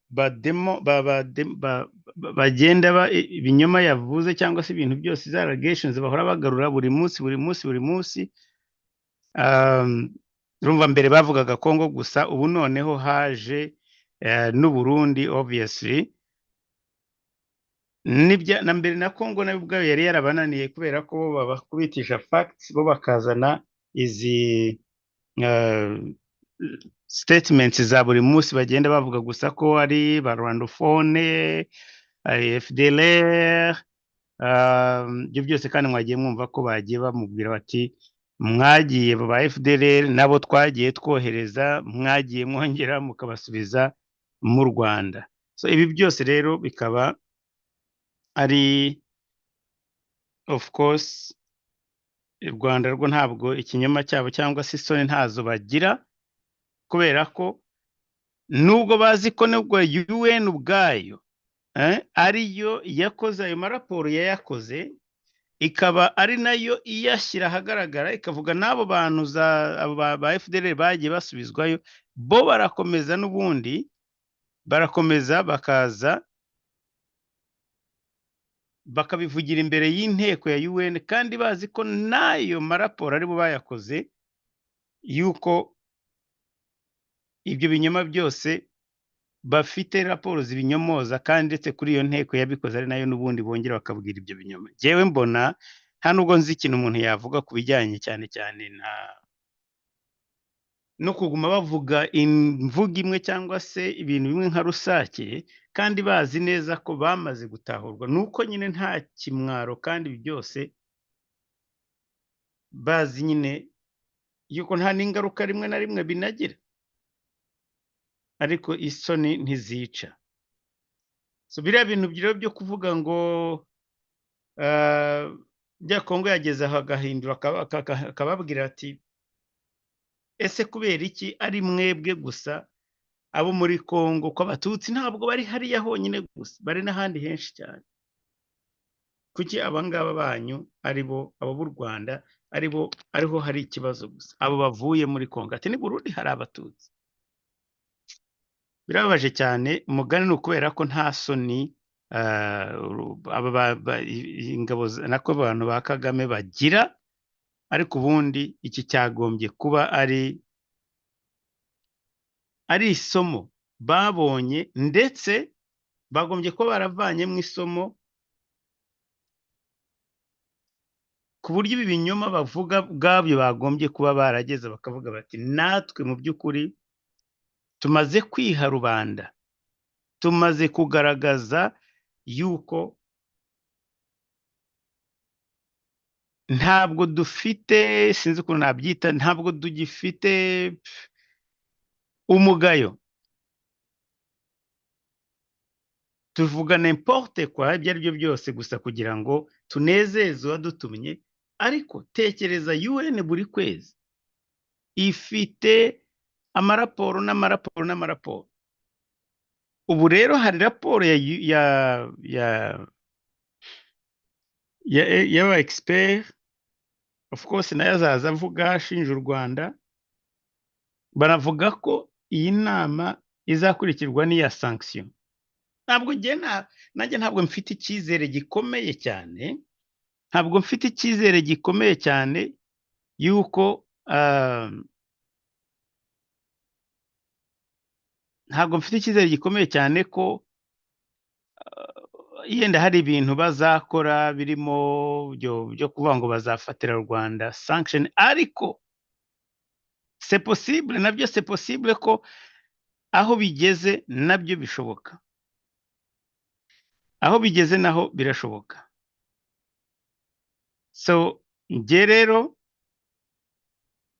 ngomba kuguma nyine ndi hopeful, mfite icyo cyizere kuko bageze aho nagiye kumva Bintu Keita bamubaza bati se bingibi u Rwanda bameze bangana bate aravuga ati ibyo ngibyo nirinda kubivuga, UN ifite ubundi buryo ibikora, twebwe dukora amaraporo twarayatanze, ibisigaye ubwo inzego zibishinzwe zakora ibikwiriye. So ariko kiriya kinyoma n'umutekano wabo bagenda bavuga mu gihe bo bagenda bajya guhungabanya uw'abandi buri munsi batitaye ku ngaruka z'uwo mutekano wabo, ariko bakumva uwaba ari we kamara.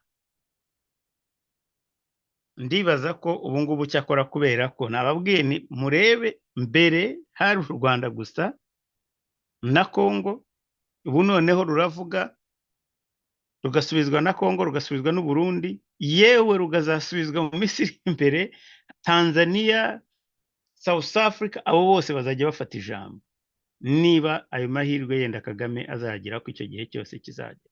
Of course izindi discours zo kuvuga ngo ndavuga byo mu Bwongereza, muri France, yes, retrait y'ingabo bakabivuga nk'uko bikwiriye, ariko ikibabaje nuko bongera noneho n'amafaranga ntibayahagarike, bagakomeza bakabaha imfashanyo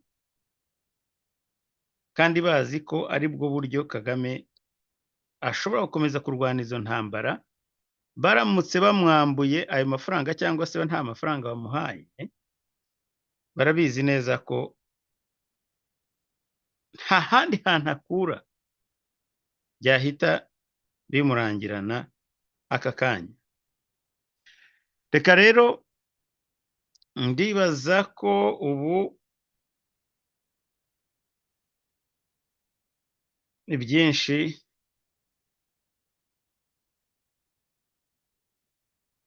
ndibaza ko nta kintu nibagiwe.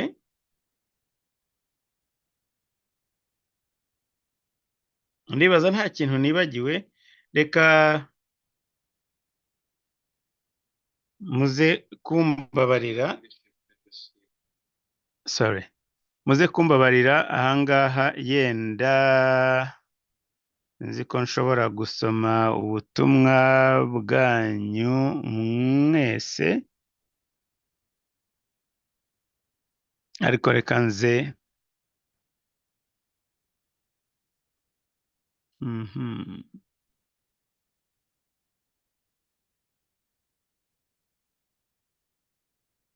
yes.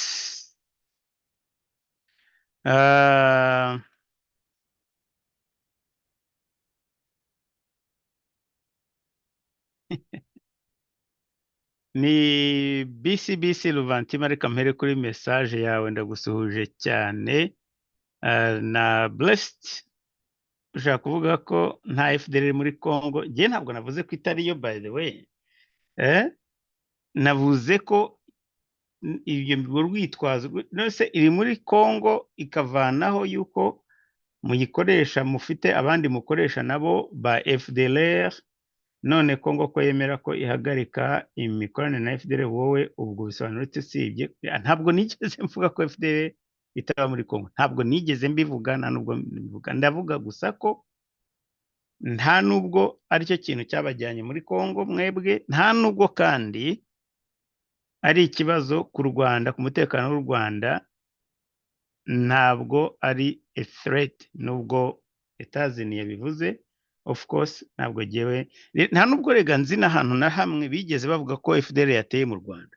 Nigeze kumva Rudu Runana na hariya za Kinigi, sinigeze numva bavuga FDL. Ndetse niba ari intelligence bafite twebwe tutari tuzi. Chris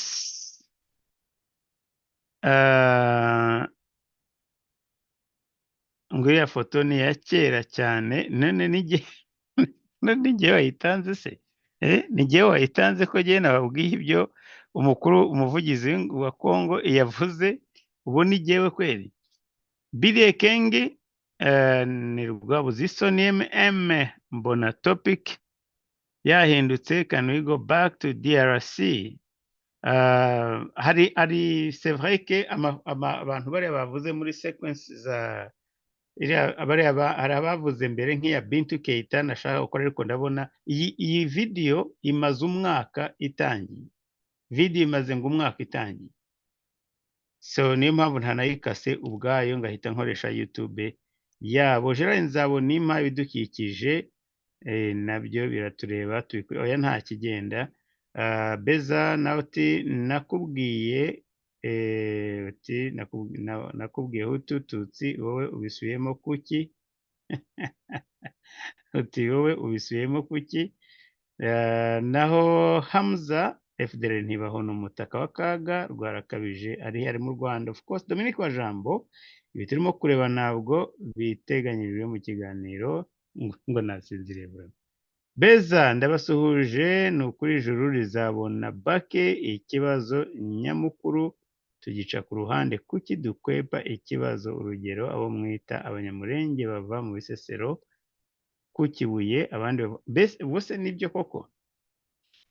Ntabwo nzi ko ndibuze kubashyira hiriya ya Bintu Keita, kuko numvaga byaba byiza tuyishyizeho, ariko kubera igihe ntabwo ndibuze kuyishyiraho, kandi ntabwo ariyo yakurikiyeho, ahubwo hagiyeho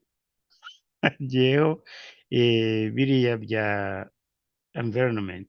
Dominique turimo kureba n'ibijyanye na environment. Okay. Hamza Beto kumena kunguru. Hamza Sogokuru wemeye ko Kagame ari umukozi w'abazungu, ntabwo ari mu kazi kabo, si ku nyungu z'u Rwanda. Gaddafi ari he? Saddam ari hehe? None ko bataza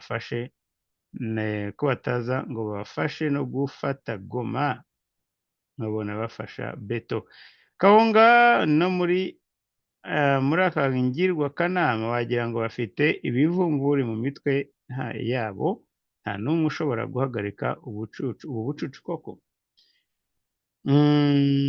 Mike Murenzi, basirikare batatu ba Malawi bapfuye, ntabo mfite, urumva ntabwo ngiye nababwira kandi ntabo mfite, ariko izi nkotanyi ntizigira isoni guhora zisubiramo ibinyoma bimwe over and over again imbere y'amahanga koko. Ntabwo ndi busome kiriya kitutsi kindi. Naho Deep Look Urugamba muri RDC ruzahishura amabanga menshi y'inkotanyi. Ibi byose babanje kubikora abanyarwanda, isi yose ireba, ariko nta kivugira nta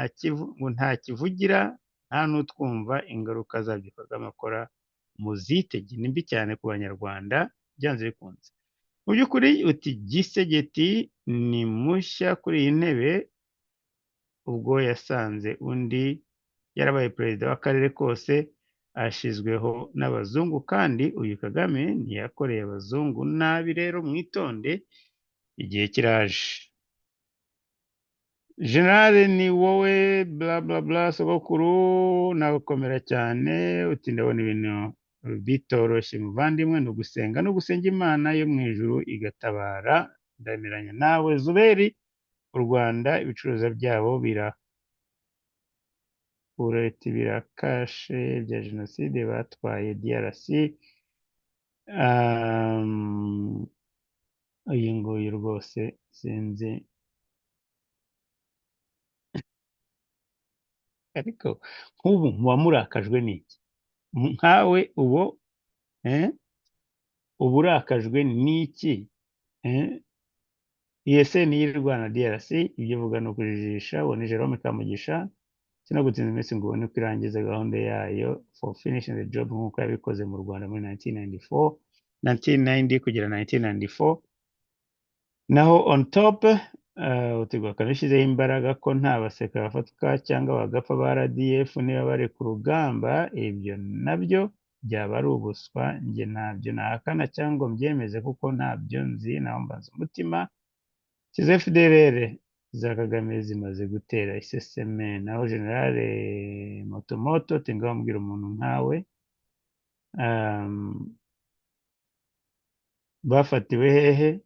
Ngiye ko naberetse ibyo bashizeho, yenda by the way bashobora kuba icyo bakoze, icyo uriya yakoze ari ugushaka gusa kwerekana gusa ko bafasha abantu, maybe ifoto ye ikaba itari y'ubu, ariko statement iri kuri, cyangwa se reka nze kuyibashyiriraho mu kanya, ko ndumva mushobora kuba mutekereza ko ahari ari ibintu byanjye nizaniye ku giti cyanjye.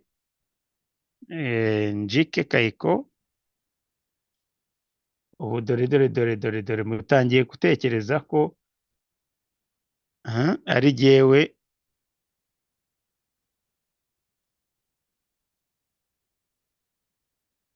ngo ari propaganda ndiho nkorera FARDC. So reka rero mbereke aho yaturutse.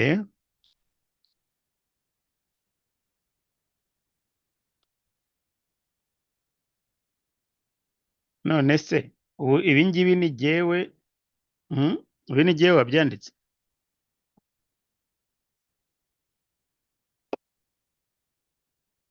Ibi ni jyewe wabyanditse? Uyu ni umuvugizi w'ingabo. Suite à la pression des FARDC sur le forçat que ce mercredi les militaires rwandais et leurs alliés du M23 se rendent en masse et déposent les armes.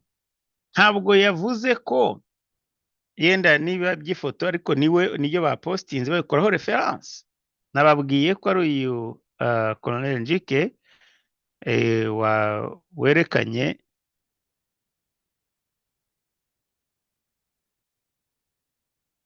kandi werekanye washyizeho iyi foto, so niba ari abakera icyangombwa ni uko iyi statement ni y'umuvugizi w'ingabo, ni imaze amasaha 17, so ni y'uyu munsi, kandi aravuga ko ari mercredi 27. Donc nizere ko icyo ngicyo tukivanye mu nzira, mutari bwongere kuza kuvuga yuko ari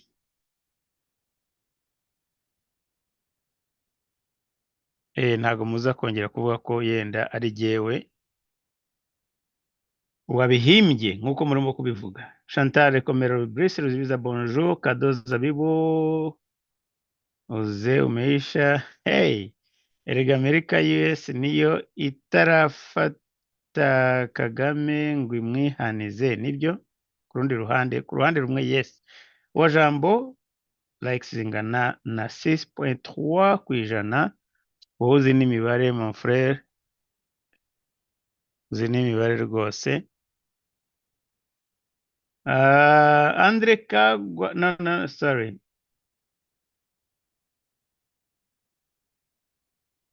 Please like. Hari abantu batinya ngo bamwe ngo babazi ngo baramenya ngo bakunze ikiganiro. Buravan nako Dominique mwaramutse. Buravan 15 gusa kuri twe icyo yese ivuze nta kamaro bifite, n'amateshwa FDLR ibangamiye nde? Andre Kagwa, are you kidding me? Iyi foto ni ya kera please. Sinakwa Alex ahubwo Philippe Nyusi araheje manda yiwe kandi urukiko rukuru ruramurindiriye abazwa ibyaha bya ruswa ashinjwa na leta ya Mozambique. Ibyo kuvuga ngo ahindure itegeko nshinga ntibizobaho kuko bemera manda zibiri. Nibyo Yakaremye Fidel uti iyi foto ya Njike, well nizere ko mubibonye. Abantu Njike byaramuye ntawe mutani mutari abantu babafatiye, hanyuma se umuhanda Sake Minova Bukavu bawufunguye. Hey, uti please that's an old picture of Rwandan soldiers, check it out, thank you. Well, ni byiza ko murebaho uko babyipostinze, ntabwo bavuze yenda niba bana batari abangaba iyo agaragara atari, ariko niyo mafoto bagiye berekanye ko nk'urugero cyangwa se example yenda ko babatanze. Rega si na ngombwa ko banaberekana, bishobora kuba ari ibintu ari trick yenda Kongo yakoze kugira gusa ngo berekane ko hari abantu babo bafashwe, ariko ntabwo muzi igihe baberekanye. Muzi ibintu Kagame yakoze ukuntu yabashyizeho presiyo, so giye nibaza ko biriya byakoze ku buryo buri deliberate.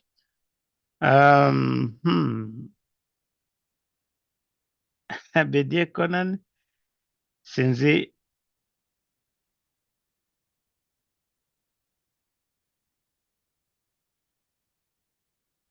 iki ngiki ntakigusubizaho.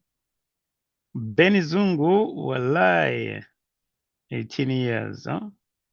Naho habari motomoto inkuru ya Zimurinde igeze he? Numva nayivuze ngitangira. Ben Zungu musaza nanjye ninjiye nkoresha ako kabanga ka black shampoo nanjye ngiye gukoresha ako kabanga ka black shampoo. Uti urasa neza kabisa, nyamara ntabwo nari nzi ko ari ukubiza kugenda. Byantunguye cyane. Akensa Imana JPR n'amacenga bashaka kwemeza abantu ko badakora. Benezungu ati game of death. Sinako Alex murambwire umutumire yuko twebwe abarundi ntacyo tuhahombera kuko ntacyo dukenera ku Rwanda, nibandanye basoze bigumye tweho abarundi turi sawa. Magahura nawe karibu cyane ndagusuhuje. Mike Rugigana, thank you so very much. Uti twinjirane likes nanjye nkawe yes. Eric Nduwimana, none ko mutavuga ibyo leta y'Uburundi imaze gukora mu gufasha umurenge, kuko ari abasirikare bagwanye na TABARA igihe bari bateye bica abatutsi b'abanyamurenge. Burundi needs credit for helping. Uwo ni Nduwimana.